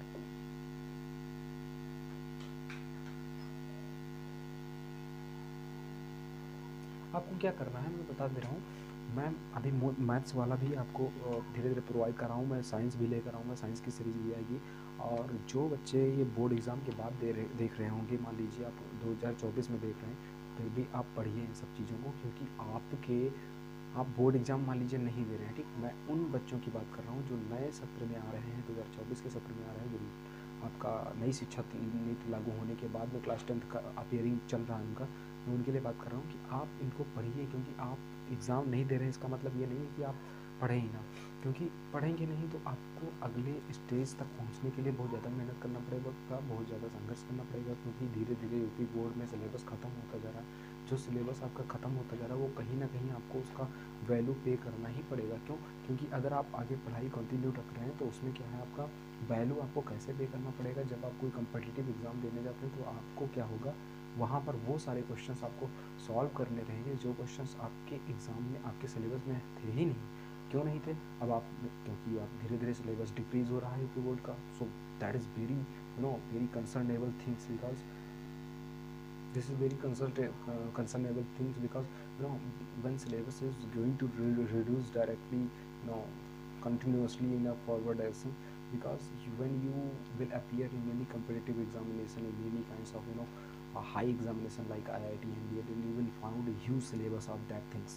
So you will have to be covered all the syllabus, all the strategy which should be followed by any kind, any kinds of high competitive examination students. So जो फॉलो करते हैं वो आपको फॉलो करना पड़ेगा, वो आपका सारा सिलेबस ख़त्म करना पड़ेगा। बिना सिलेबस ख़त्म किया आप सारा क्वेश्चन अटेम्प्ट ही नहीं कर पाएंगे। क्यों? क्योंकि मान लीजिए आप देख लीजिए CDS का एग्ज़ाम आता है, ठीक, या फिर CGL का एग्ज़ाम देख लीजिए, SSC CGL MTS SC HSL कोई भी एग्ज़ाम देख लीजिए, उसमें 25 क्वेश्चन आते हैं। और कितने चैप्टर से कवर किए रहते हैं, वो आपके चैप्टर से लगभग 32 चैप्टर से 25 क्वेश्चन, समझ लीजिए आप। और फिर वो चैप्टर लेंदी होता है, ऐसा नहीं होता। तो क्या करना रहता है आपको, आप सारा जो कंटेंट डिलीवर किया जा रहा है आप उसको पढ़िए, ढंग से पढ़िए, आपके अपने फ्यूचर एग्ज़ाम्स के लिए पढ़िए। मैं वो कंटेंट आपको एक जेन्युइन, एक रिलायबल कंटेंट दे रहा हूँ जो आप कहीं पर एक रेयरली पा सकते हैं। क्योंकि मैं वो क्वेश्चंस डायरेक्टली सॉल्व नहीं करा रहा हूँ जो क्वेश्चंस आपको पढ़ाया ही ना गया हो। मैं थोड़ा सा आपको एक्स्ट्रा ऑर्डिनरी एफर्ट देने में लगा हूँ इस प्रकार से कि आप क्या करें, उन क्वेश्चंस को सबसे पहले आपको क्या करना रहेगा, उन क्वेश्चंस को आपको पढ़ना रहेगा। कैसे पढ़ेंगे? जब तक आप सिलेबस नहीं जानेंगे, जब तक आप थ्योरी नहीं जाएंगे, जब तक आप वो सब्जेक्टिव कुछ नहीं जानेंगे, तब तक आप ऑब्जेक्टिव कुछ नहीं कर पाएंगे। डिस्क्रिप्टिव आपको पढ़ना बहुत ज़रूरी है। बिना डिस्क्रिप्टिव, जब मैं आपसे पूछ लूँ कि आपके घर के या फिर आपके घर के, समझ लीजिए आपके घर के, मान लीजिए कि कोने में, इस कोने में क्या रखा हुआ है, तो मैं थोड़ी ना बता पाऊंगा कि आपके घर के उस कोने में क्या रखा है। क्यों? क्योंकि मैंने आपके घर के सारे पार्ट्स में ना अभी तक इंटर नहीं किया है, मैं गया नहीं हूँ, जाना ही नहीं हूँ कि क्या आपके घर में क्या है कैसा है, वो आप ही बता सकते हैं। कैसे बता सकते हैं? मैं एक एग्जांपल इस तरह से ले रहा हूँ कि आपको समझ में आ जाए कि सिलेबस पढ़ने का मतलब क्या होता है। डायरेक्ट कोई भी यूट्यूब चैनल, कोई भी teacher objective type question solve कराता है, वो सॉल्व करा रहा होगा अपने पर्पज़ से, वो अपने मार्गदर्शन पे सही होगा। आपको अगर पढ़ना है तो सिर्फ वही ऑब्जेक्टिव टाइप क्वेश्चन पढ़िए जिस ऑब्जेक्टिव टाइप क्वेश्चन से रिलेटेड आपने सब्जेक्टिव पढ़ चुके हो, वही पढ़िए। क्यों? क्योंकि आप किसी दूसरे क्लास में एंटर करते हैं, फिर किसी दूसरे क्लास में, फिर हमारी क्लास में, फिर कहीं इधर उधर जिग जैग मोशन मत करिए। आप किसी एक टीचर को पकड़िए, उस टीचर से आप रेगुलरली पढ़िए, कॉन्टीन्यूसली पढ़िए अगर आपको समझ में आ रहा है तब। और आपको ये भी क्वेश्चन अपने आप से करना है कि मैं कितना गेन कर पा रहा हूँ, कितना जो टीचर पढ़ा रहा है वो क्वेश्चन, वो चीज़ हमारे एग्ज़ाम के लिए, हमारे फ्यूचर के लिए रेलिवेंट है, रिलायबल है या नहीं है।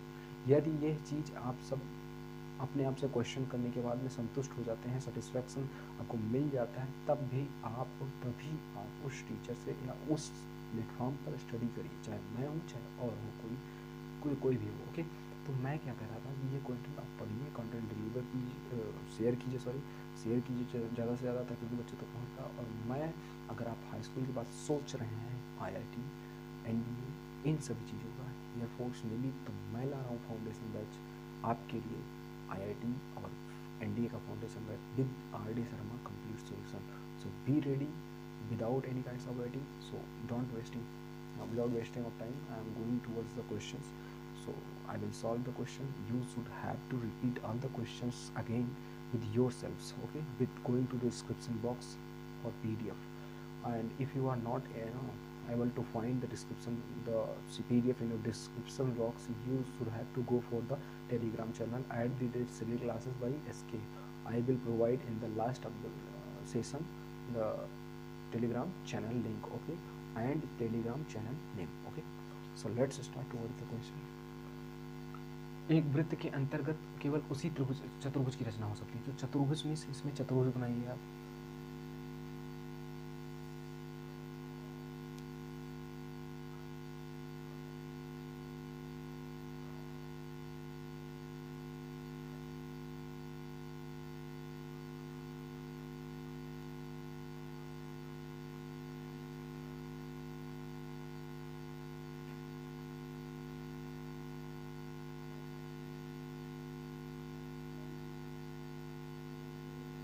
चतुर्भुज बनाइए आप, ठीक। इसमें आपको रेक्टेंगल बनाना है, फिर क्वाड्रिलेटरल, सिंपल सा बोलिए, ठीक। क्या बोले? क्वाड्रिलेटरल।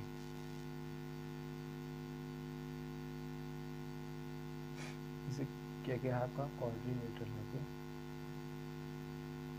क्या है? क्वाड्रिलेटरल। आप यहाँ पर लिख लीजिए क्वाड्रिलेटरल।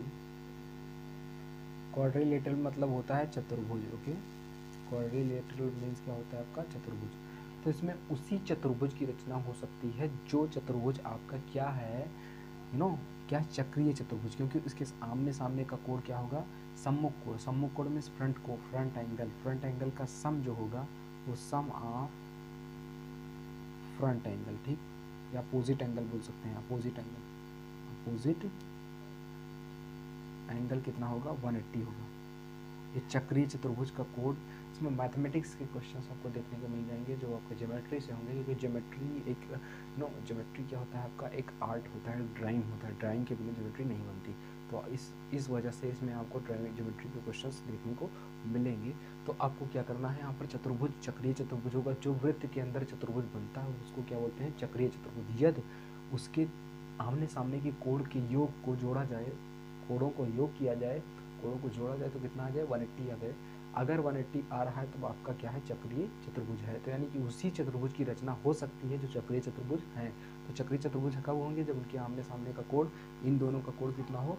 180 हो। कि मैं दूसरा मार्कर यूज़ कर रहा हूँ यहाँ पर, इन दोनों का कोण कितना हो? योग कितना हो? सम ऑफ द एंगल्स, यानी कि कोणों का योग कितना होना चाहिए? 180 होना चाहिए। सिर्फ आमने सामने का, इनका और इनका, ठीक। कितना होना चाहिए? दोनों कोणों सम्मुख कोणों का योग 2 समकोण हो, यानी कि 2 समकोण हो। 2 मतलब क्या? 2 गलत नहीं लिखा है यहाँ पर, हम गलत न कर दिए 2 को काट दिए। 2 समकोण, 2 समकोण मतलब एक समकोण कितना होता है? एक समकोण कितना होता है? एक समकोण होता है आपका 90 डिग्री, आपको पता ही होगा एक समकोण कितना होता है 90 डिग्री। 90 डिग्री पर कोई भी चीज़ है तो उसको समकोण बोलेंगे। जैसे मान लीजिए ये मार्कर मेरा है तो ये क्या है 90 डिग्री है। ओके, ये कितना है वर्टिकल होना चाहिए सीधा, वो क्या होगा 90 डिग्री होगा वो। तो आपका दो समकोण यानी कि 92 जा 180, 90 दूना 180। एक वृत्त के अंतर्गत, ये तो हो गया आपका क्वेश्चन। जब कोई भी वृत्त किसी क्षेत्र के अंतर्गत खींचा जाता है तो वह वृत्त की प्रत्येक किसको स्पर्श करता है। कोई भी वृत्त किसी क्षेत्र के अंतर्गत खींचा जाता है तो वह क्षेत्र की प्रत्येक किसको स्पर्श करता है। कोई भी क्षेत्र खींचे, मैं इसको इरेज कर रहा हूँ बाहर से।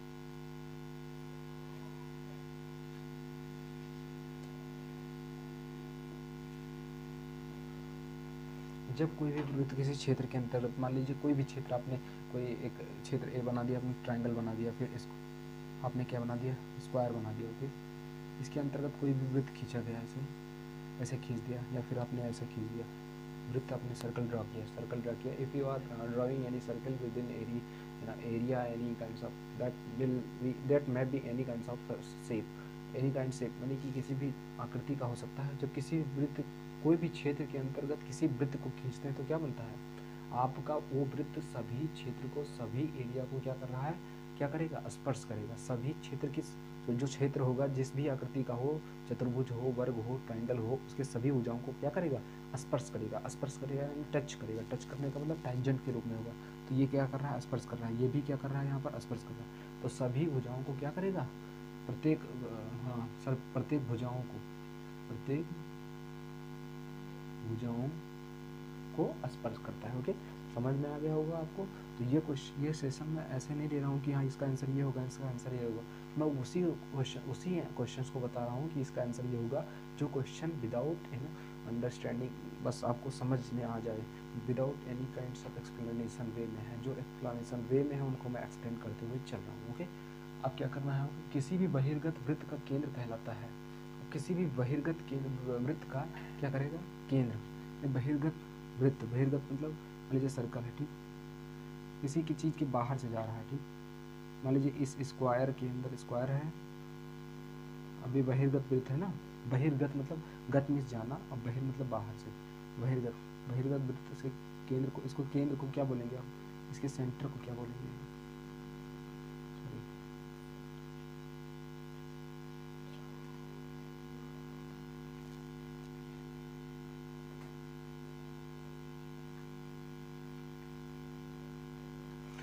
समझ लीजिए। सेशन में आपको रात 11 बजे ले रहा हूँ, आपको इसको सफल बनाना है।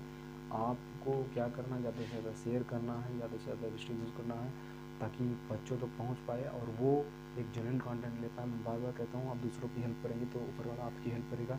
और क्योंकि आपको क्या करना है, बच्चे सारे के सारे जितने भी फ्रेंड्स हैं, जितने भी नॉन बॉडी हैं, आपको सबको शेयर करना है। Everyone you have to share this channel because it's very very important session for the drawing students.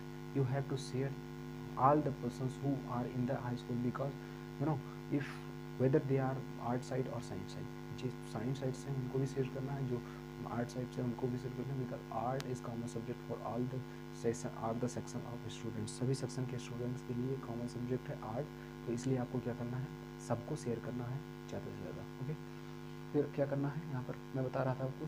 हाँ, तो इसकी भुजाओं को टच करा, वो तो हो गया आपका स्पर्श करता है। फिर ये बहिर्गत वृत्त, ये कौन सा वृत्त है, बहिर्गत वृत्त है। तो इसको केंद्र को क्या बोलेंगे आप, बहिर केंद्र बोलेंगे, बात खत्म, बहिर केंद्र बोलेंगे। बस जो जैसा है उसके हम पार्ट को उसको वैसे ही बोलेंगे ना। बहिर्गत वृत्त है तो बहिर्गत केंद्र हो गया, बात खत्म।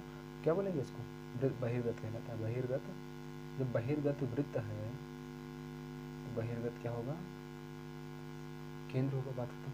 क्या होगा, केंद्र होगा। बाहर वृत्त बन रहा है तो बाहर वाला केंद्र हो जाएगा, बहिर्गत केंद्र हो जाएगा। ओके, समझ में आएगा आपको, एरेज कर रहा हूँ मैं बार बार। तो क्या है, किसी भी क्षेत्र की सीमाओं द्वारा जो स्थान घेरा जा सकता है उसे क्या कहते हैं, क्या कहते हैं, किसी भी क्षेत्र की सीमाओं द्वारा, ये सीमा है, लिमिट है। किसी भी क्षेत्र का लिमिट होता है ना, अपना एरिया होता है, सर्कल का एरिया क्या हो जाएगा, परिधि हो जाएगा। ओके, मान लीजिए ये स्क्वायर है, ठीक, पहला फिगर, दूसरा फिगर, एक ट्राइंगल बना दे रहा हूँ।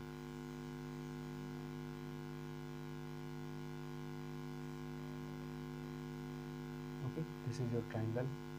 सो इसके एरिया को क्या बोलेंगे आप, यानी कि सॉरी, इसको मैं पूछ रहा हूँ कि इसके ना क्या है, इसका लिमिट है, जो लिमिट क्या होता है, लिमिट आपका भी एक लिमिट होगा, क्या आपका भी एक लिमिट होगा, स्टडी करने का लिमिट होगा, हर एक चीज़ का लिमिट होता है। इसकी लिमिट को आप क्या बोलेंगे, इसकी लिमिट को, इसके परिधि को क्या बोलेंगे आप इसको, इसकी परिधि ही इसकी लिमिट है, परिधि इसकी लिमिट है, यानी कि ये हो गया आपका लिमिट, यानी इसको जो आपका साइडेड पोर्शन है उसको क्या बोलेंगे, लिमिट। जो पर लिमिट जो होता है वो क्या करता है, स्थान घेरता है, क्या करता है, स्थान घेरता है। उसको क्या बोलेंगे, जो स्थान घेरता है उसको क्या बोलेंगे आप, उसका नाम क्या है, उसको एरिया बोलेंगे, क्या बोलेंगे, एरिया। कुछ एरिया है तभी तो स्थान घेरता है, तो यहाँ पे क्या हो जाएगा आपका आंसर, उसे कहते हैं, क्या कहते हैं, एरिया, यानी क्षेत्रफल, क्षेत्रफल, क्षेत्रफल, क्या कहेंगे, क्षेत्रफल मतलब एरिया। समझ में आ रहा है आपको ना, ये क्वेश्चन जो मैं करा रहा हूँ वो आपको रट जाना चाहिए, याद होना चाहिए, बिल्कुल 100% याद हो जाना चाहिए, क्योंकि मैं इसको ना बस टिक मार्क नहीं कर रहा हूँ, ओके, आपको एक्सप्लेन कर रहा हूँ। यानी किसी भी क्षेत्र की सीमाओं द्वारा, सीमा जो लिमिट हो गया, इसको एरिया बोलेंगे, क्या बोलेंगे। इसका भी अगर ट्राइंगल का एरिया है तो इसको क्या बोलेंगे, एरिया, जो इसका स्थान घेरता है। स्क्वायर वाला भी एरिया बोलेंगे, तो यानी कि जो भी कुछ भी स्थान घेरता है उसको क्या बोलेंगे, area.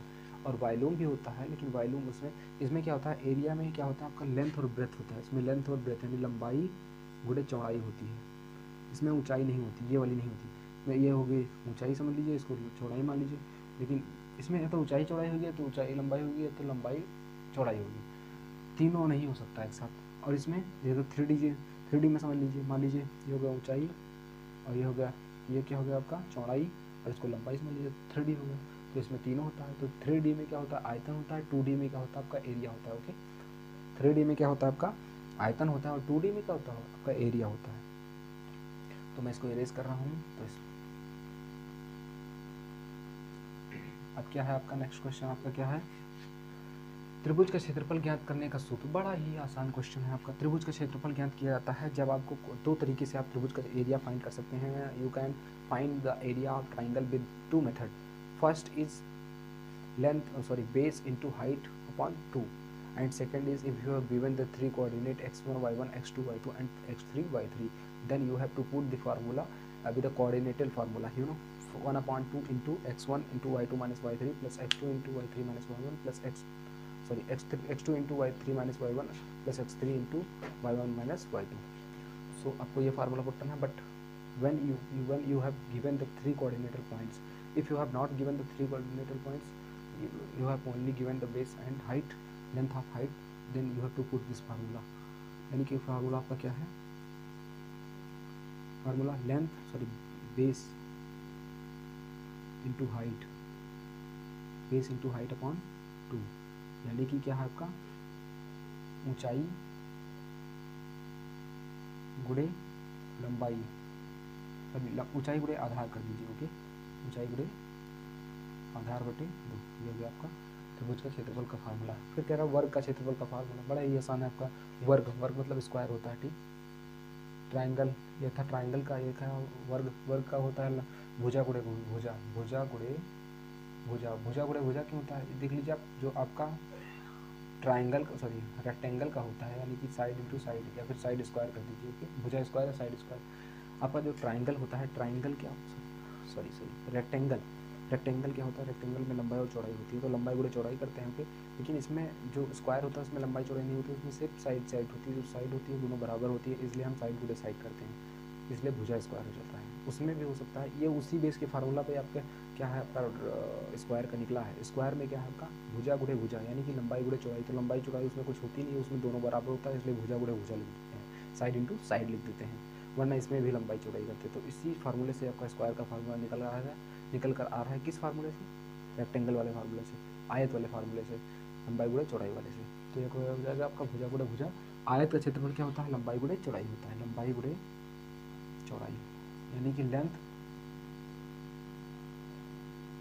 Into breadth, okay. L into B कर दीजिए, एल इंटू बी। क्या है आपका वृत्त का क्षेत्रफल, क्या फार्मूला, बड़ा इजी है आपका, पाई आर स्क्वायर होता है। क्या होता है, पाई आर स्क्वायर, या फिर पाई इंटू त्रिज्या, त्रिज्या मतलब रेडियस, त्रिज्या या फिर रेडियस स्क्वायर, यही होता है फार्मूला। ऐसा भी लिख सकते हैं आप, गोले का क्षेत्रफल क्या होता है? अब आप बताइए गोले का क्षेत्रफल क्या होता है? आपको कमेंट बॉक्स में लिखना है गोले का क्षेत्रफल होता क्या है, भले ही मैं यहाँ पर क्यों नहीं लिख रहा हूँ, ठीक है। You have to written in the comment box what is the formula of sphere, area of sphere. Sphere मतलब गोला, गोला मतलब गेंद टाइप का होता है, जो बॉल टाइप का होता है, जो आप टमाटो देखे हैं और पोटैटो देखे हैं ना, तो ये आपका क्या होता है 4/3 पाई आर स्क्वायर। इसको आपको कमेंट बॉक्स में जरूर टाइप करना है कि आपका क्या होता है एरिया, क्या होगा गोले का आयतन, गोले का एरिया, गोले का आयतन होता है 4/3 पाई आर क्यूब होता है, ओके। समकोण में कर्ण का वर्ग अन्य दो भुजाओं के वर्गों के, समकोण त्रिभुज है कोई, समकोण त्रिभुज है, आप समझ लीजिए ऐसे है। इसमें क्या कह रहा है, अच्छा सॉरी ये आयतन में लिख रहा था यहाँ पर 4 पाई आर स्क्वायर होगा, क्या होगा 4 पाई आर स्क्वायर, आयतन 4/3 पाई आर क्यूब होता है, वहाँ से थोड़ा सा कन्फ्यूजन हो गया था। समकोण में कर्ण का वर्ग अन्य दो भुजाओं के वर्गों के क्या होता है, कर्ण का वर्ग अन्य दो भुजाओं के वर्गों के योग के बराबर होता है, वर्गों के योग के बराबर होता है, क्यों, कर्ण बराबर क्या होता है, कर्ण स्क्वायर आपने पढ़ाई हुआ, कर्ण स्क्वायर बराबर लंब स्क्वायर प्लस आधार स्क्वायर, तो अन्य दो भुजाओं के वर्गों के योग के बराबर होता है, अन्य दो भुजाओं के वर्गों के योग के बराबर होता है, मतलब उनका वर्ग कर लेंगे फिर योग करेंगे।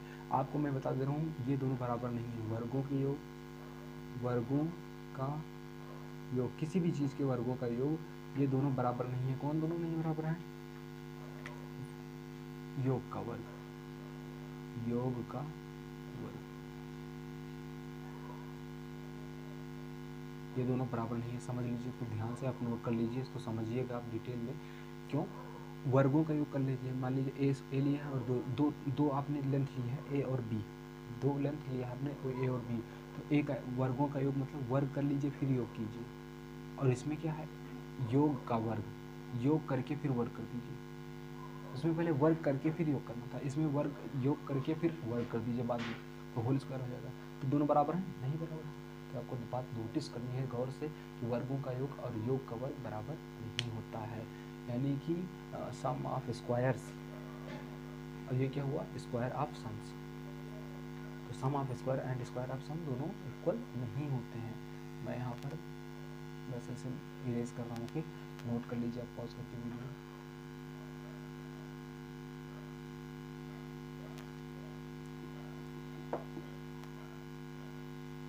ये हो गया आपका, ठीक है। अब आपको क्या करना है, वह सरल रेखा जो किसी वृत्त की परिधि पर किसी बिंदु को मात्र स्पर्श करती है, काटती नहीं है, किसी वृत्त की परिधि पर, किसी वृत्त की परिधि पर वह सरल रेखा जो इसको बिंदु मात्र पर स्पर्श करती है उसको क्या बोलते हैं, काटती ना हो, उसको सिर्फ उन्हें टच करती है उसको क्या बोलेंगे, टेंजेंट बोलेंगे, क्या बोलेंगे टेंजेंट। अब हिंदी में क्या बोलेंगे, स्पर्श रेखा, सिर्फ स्पर्श करती है तो स्पर्श रेखा, बात खत्म, जैसा काम वैसा नाम, जैसा गुण वैसा नाम, सिंपल। तो स्पर्श रेखा बोलेंगे, क्या बोलेंगे, स्पर्श रेखा, मात्र स्पर्श करती है क्या कहलाती है, इसका आंसर हो गया स्पर्श रेखा, स्पर्श रेखा, इंग्लिश वाले समझ लीजिए आप टेंजेंट। वर्गों की योग मतलब सम, यहाँ पर लिख सकते हैं सम, ओके। अब नेक्स्ट क्वेश्चन आपका आता है, वृत्त की परिधि के जिस बिंदु पर स्पर्श रेखा वृत्त को स्पर्श करती है हुई जाती है कहलाती है, वृत्त की परिधि के जिस बिंदु पर स्पर्श रेखा वृत्त को स्पर्श करती हुई जाती है उसको क्या कहते हैं। यहाँ पर था वह सरल रेखा जो किसी बिंदु वृत्त की परिधि पर परिधि पर किसी बिंदु को मात्र स्पर्श करती है, उस रेखा को क्या कहते हैं। यहाँ पर क्या है, वृत्त की परिधि के जिस बिंदु पर स्पर्श रेखा वृत्त को स्पर्श करती हुई जाती है उस बिंदु को क्या कहते हैं। जिस बिंदु से मान लीजिए हो गया आपका रेखा, ये रेखा का नाम है आपका, ये स्पर्श रेखा रेखा का नाम, और इस बिंदु को क्या कहेंगे, इस बिंदु को क्या कहेंगे, आप ध्यान से समझिए इस बात को। अगर कोई वॉइस से लेकर आपको इशू होगी या कुछ भी आपको इशू होगा तो उसको कमेंट बॉक्स में ज़रूर टाइप कीजिए, मैं उसको इम्प्रूव करने के लिए थोड़ा सा प्रयास करूँगा। यहाँ पर क्या है आपका, इस बिंदु को क्या कहेंगे आप ना, इस बिंदु को क्या कहेंगे आप, इस बिंदु को कहेंगे आप स्पर्श बिंदु कहेंगे, क्या कहेंगे आप स्पर्श बिंदु कहेंगे, क्या कहेंगे आप स्पर्श बिंदु कहेंगे, यानी टेंजेंट टेंजेंट पॉइंट कहेंगे, टेंजेंट पॉइंट कहेंगे, ओके। इस बिंदु को क्या कहेंगे आप टेंजेंट पॉइंट, यानी कि स्पर्श रेखा, इस बिंदु को क्या कहेंगे स्पर्श रेखा। तो इसका आंसर आपको क्या हो जाएगा स्पर्श रेखा हो जाएगा।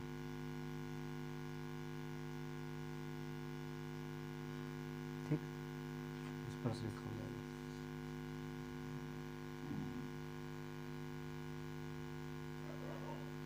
इसको इरेज कर दे रहा हूँ, बगल में लिखा है। ठीक, इसको क्या कहेंगे? स्पर्श रेखा, सॉरी स्पर्श बिंदु कहेंगे। क्या कहेंगे? स्पर्श बिंदु, स्पर्श बिंदु। मैंने इधर वाला, वह अनिश्चित लंबाई की सीधी रेखा जो वृत्त को बिंदुओं पर स्पर्श करती है। वह अनिश्चित लंबाई की सीधी रेखा जो वृत्त को बिंदुओं पर स्पर्श करती है। कौन सी बिंदुओं पर स्पर्श करती है? वृत्त को बिंदुओं पर स्पर्श करती है अनिश्चित लंबाई की। वही टेंजेंट होगा आपका। क्या होगा? टेंजेंट होगा। इसका भी आंसर क्या हो जाएगा आपका? टेंजेंट। टेंजेंट मतलब स्पर्श रेखा, स्पर्श रेखा। किसी वृत्त को बाहर दिए बिंदुओं से वृत्त की कितनी स्पर्श रेखा खींची जा सकती है? किसी वृत्त के बाहर दिए बिंदु से कितनी स्पर्श रेखाएं खींची जा सकती हैं? किसी वृत्त के बाहर दिए बिंदु से वृत्त की कितनी, देख लीजिए, ध्यान से समझ लीजिए। किसी वृत्त के बाहर है, यहाँ पर किसी वृत्त पर नहीं है। अगर वृत्त पर होता तो स्पर्श रेखाएं खींची जा सकती हैं। किसी वृत्त के बाहर दिए बिंदु से कितनी स्पर्श रेखाएं खींची जा सकती हैं? तो वहाँ पर या तो इनफाइनाइट हो सकता है तो जीरो। आप उस कंडीशन को समझिए पहले आप। किसी वृत्त के बाहर बिंदु से दिया गया तो इससे कोई ज़रूरी है इस बिंदु से, हाँ इधर चला गया लाइन तो नहीं बना स्पर्श रेखा, इधर चली आई लाइन तो स्पर्श रेखा बन गया, इधर चली आई लाइन तो स्पर्श रेखा बन गया। ठीक, तो इससे क्या है? किसी वृत्त के बाहर दी हुई बिंदु से कितनी स्पर्श रेखाएं खींची जा सकती हैं। और मान लीजिए इधर चली आई लाइन तो बनेगा नहीं, इससे एक ही, इस बिंदु से एक ही पास होगा जो बनेगा, इधर एक ही पास होगा तो दो बनेगा। कितना होगा? दो। ये किसी वृत्त के बाहर, अगर वृत्त पर होता, तो कितनी स्पर्श रेखा हो सकती थी? 6 हो सकती थी। अगर वृत्त पर होता तो कितना हो सकता था? 6 हो सकता था। ठीक, लेकिन यहाँ पर कितना है? किसी वृत्त के बाहर दिए गए बिंदु से खींचा जा सकता है 2 स्पर्श रेखा, 2 स्पर्श रेखा। ओके, किसी वृत्त की स्पर्श रेखा के स्पर्श बिंदु को वृत्त के केंद्र से मिलाने पर स्पर्श रेखा के साथ वृत्त की त्रिज्या के अंश का कितना कोण बनाती है? क्वेश्चन थोड़ा सा लंबा है, इसको समझिए थोड़ा सा ध्यान से। किसी वृत्त की स्पर्श रेखा के स्पर्श बिंदु को वृत्त के केंद्र से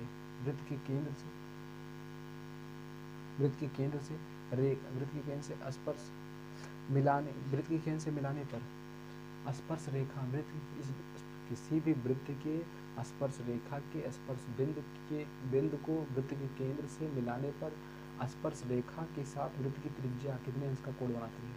इस स्पर्श रेखा के साथ वृत्त की त्रिज्या कितने अंश का कोण बनाएगी? इसके कहने का मतलब है इस वृत्त के केंद्र जो है स्पर्श रेखा जो है इस पॉइंट पर स्पर्श रेखा है, वो स्पर्श रेखा से वृत्त के केंद्र पर थोड़ा सा लाइन मिलाया गया है, इसको त्रिज्या बन जाएगी। लाइन मिलाया जाएगा तो क्या बन जाएगा? आपका त्रिज्या बन जाएगा। वो आपका कितना डिग्री का कोण बनाती है? ठीक, कितने अंश का कोण बनाएगी? किसी वृत्त की स्पर्श रेखा के स्पर्श बिंदु को वृत्त के केंद्र से मिलाने पर स्पर्श रेखा के साथ वृत्त की त्रिज्या कितने अंश का कोण बनाएगी?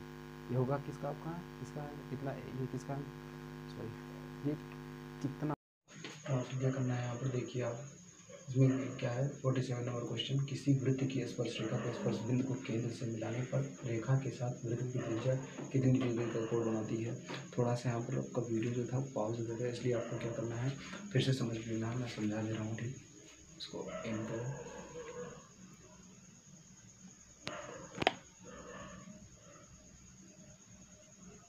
और एंड करो उसको ज़्यादा।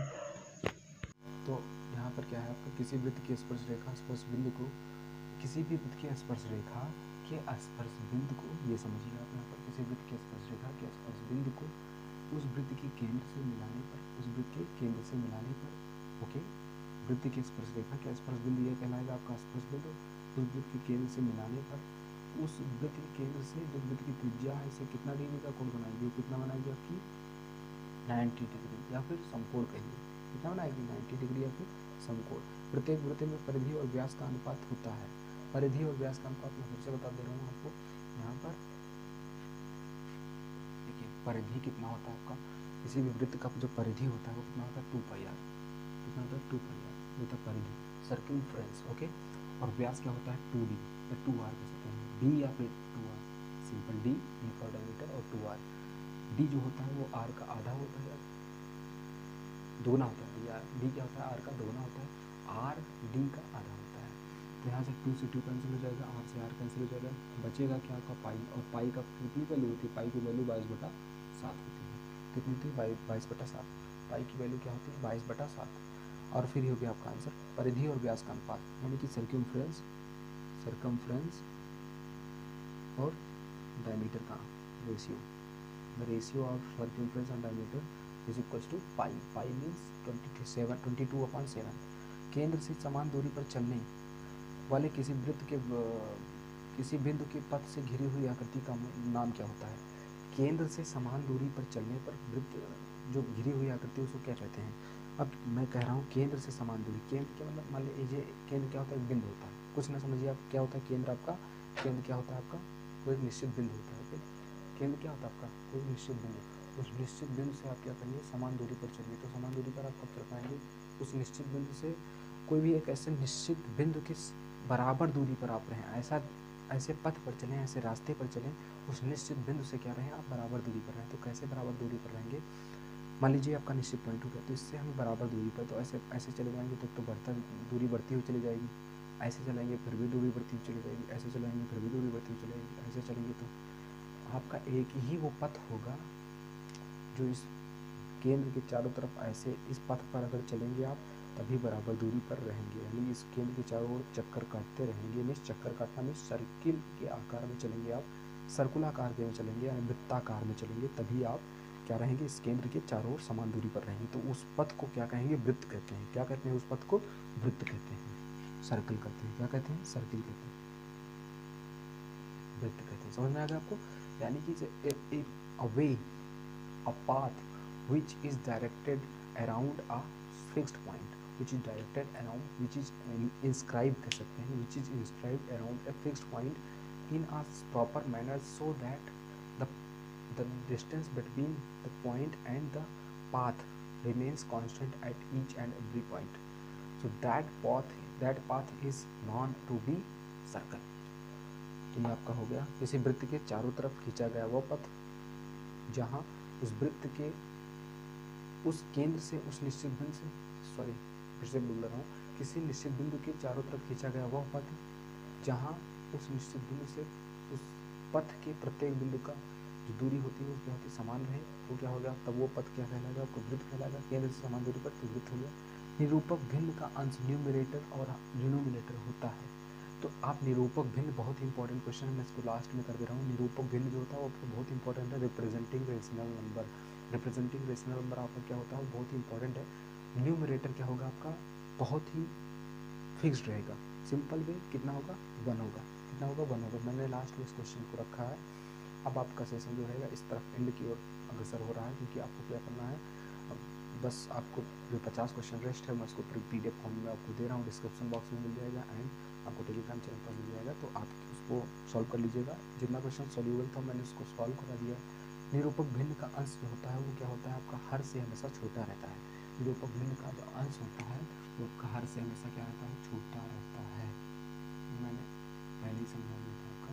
Representing rational number, representing rational number, तो इसका क्या रहता है, आपका न्यूमरेटर जो होता है वो डिनोमिनेटर से छोटा, यानी अंश जो होता है आपका वो हर से क्या होता है, आपका छोटा होता है। आप समझिए इसको। और क्या है आपका, यहाँ पर न्यूमरेटर हमेशा फिक्स रहता है। न्यूमरेटर यानी अंश जो होता है आपको कितना फिक्स रहता है, वो 1 रहता है हमेशा। रिप्रेजेंटिंग रेशनल नंबर में निरूपक भिन्न में अंश जो होगा वो हमेशा क्या रहेगा, 1 रहेगा, और नीचे कुछ भी रख सकते हैं। तो क्या होगा आपका रिप्रेजेंटिंग रेशनल नंबर में निरूपक भिन्न होगा। क्या होगा, निरूपक भिन्न होगा। समझ रहे हैं आप ना, निरूपक भिन्न, इसको आप याद कर लीजिए क्योंकि बहुत इंपॉर्टेंट क्वेश्चन है। निरूपक भिन्न का अंश सदैव होता है 1 होता है, और 1 जो आपका अंश होगा हमेशा क्या होगा, छोटा होगा हर से। हर से क्या होगा आपका चिन्ह जो होगा, अंश जो होगा लेस देन हर, यानी कि numerator is less than denominator. तो ये होगा आपका क्वेश्चन सॉल्व। और इसी के साथ आपको बहुत बहुत धन्यवाद। और मैं आपको एक बात बता देना चाहता हूँ, आप इस चैनल को ज़्यादा से ज़्यादा शेयर करें so that I can boost my confidence towards carrying such session which can build your knowledge, build your confidence towards your IIT and NDA etc. So it will help me a lot to creating such kinds of playlist with the whole complete and reliable content of reliable solution of the RD Sharma with respect to the perspective of with the view of perspective of the NDA and IIT. So I will carry such kinds of playlist and videos. So आप जो भी preparation करना चाहते हैं, जो भी solve करना चाहते हैं, ऐसे जो भी क्रैक करना चाहते हैं IIT या NDA, वो बने रहिए इस चैनल के साथ में। मैं ऐसी वीडियोस, मैं ऐसे सोल्यूशन ज़रूर आपके लिए लेकर आऊँगा इसी चैनल पर, और आपको क्या करना है, उसको ढंग से स्टडी करना है। बस RD Sharma miss RD Sharma धीरे धीरे क्या हो रहा है, मैंने कहा ही आपका यूपी बोर्ड है, सिलेबस धीरे धीरे रिड्यूस करता हो जा रहा है, ख़त्म करता हो जा रहा है, बट आपको पीछे नहीं रहना, आपको वो सारा सिलेबस ख़त्म करना है जो आपको आगे करना है। सो काल करे सो आज कर, आज करे सो अब। आपको अभी कर लेना है वो सिलेबस जो आपको आगे चलकर करना है। अभी करेंगे फ़ायदे में रहेंगे, आगे करेंगे तो फिर समय नहीं रहेगा। क्यों? क्योंकि आपकी एज अभी कम है। आपको क्या करना है, उन सारे सिलेबस को कवर कर लेना है जो आपके कम्पिटिटिव एग्ज़ाम में आते हैं। कैसे? इस चैनल पर मैं प्रोवाइड कराऊंगा। अभी आपका एग्ज़ाम चल रहा है, this is the current time which is going on with the examination. So after that I will carry such session which will cover detailed understanding of the syllabus with IIT and NDA based. Totally I will provide this. So keep with this channel, share as far as you can do this. So thanks a lot. Jai Hind, namaskar.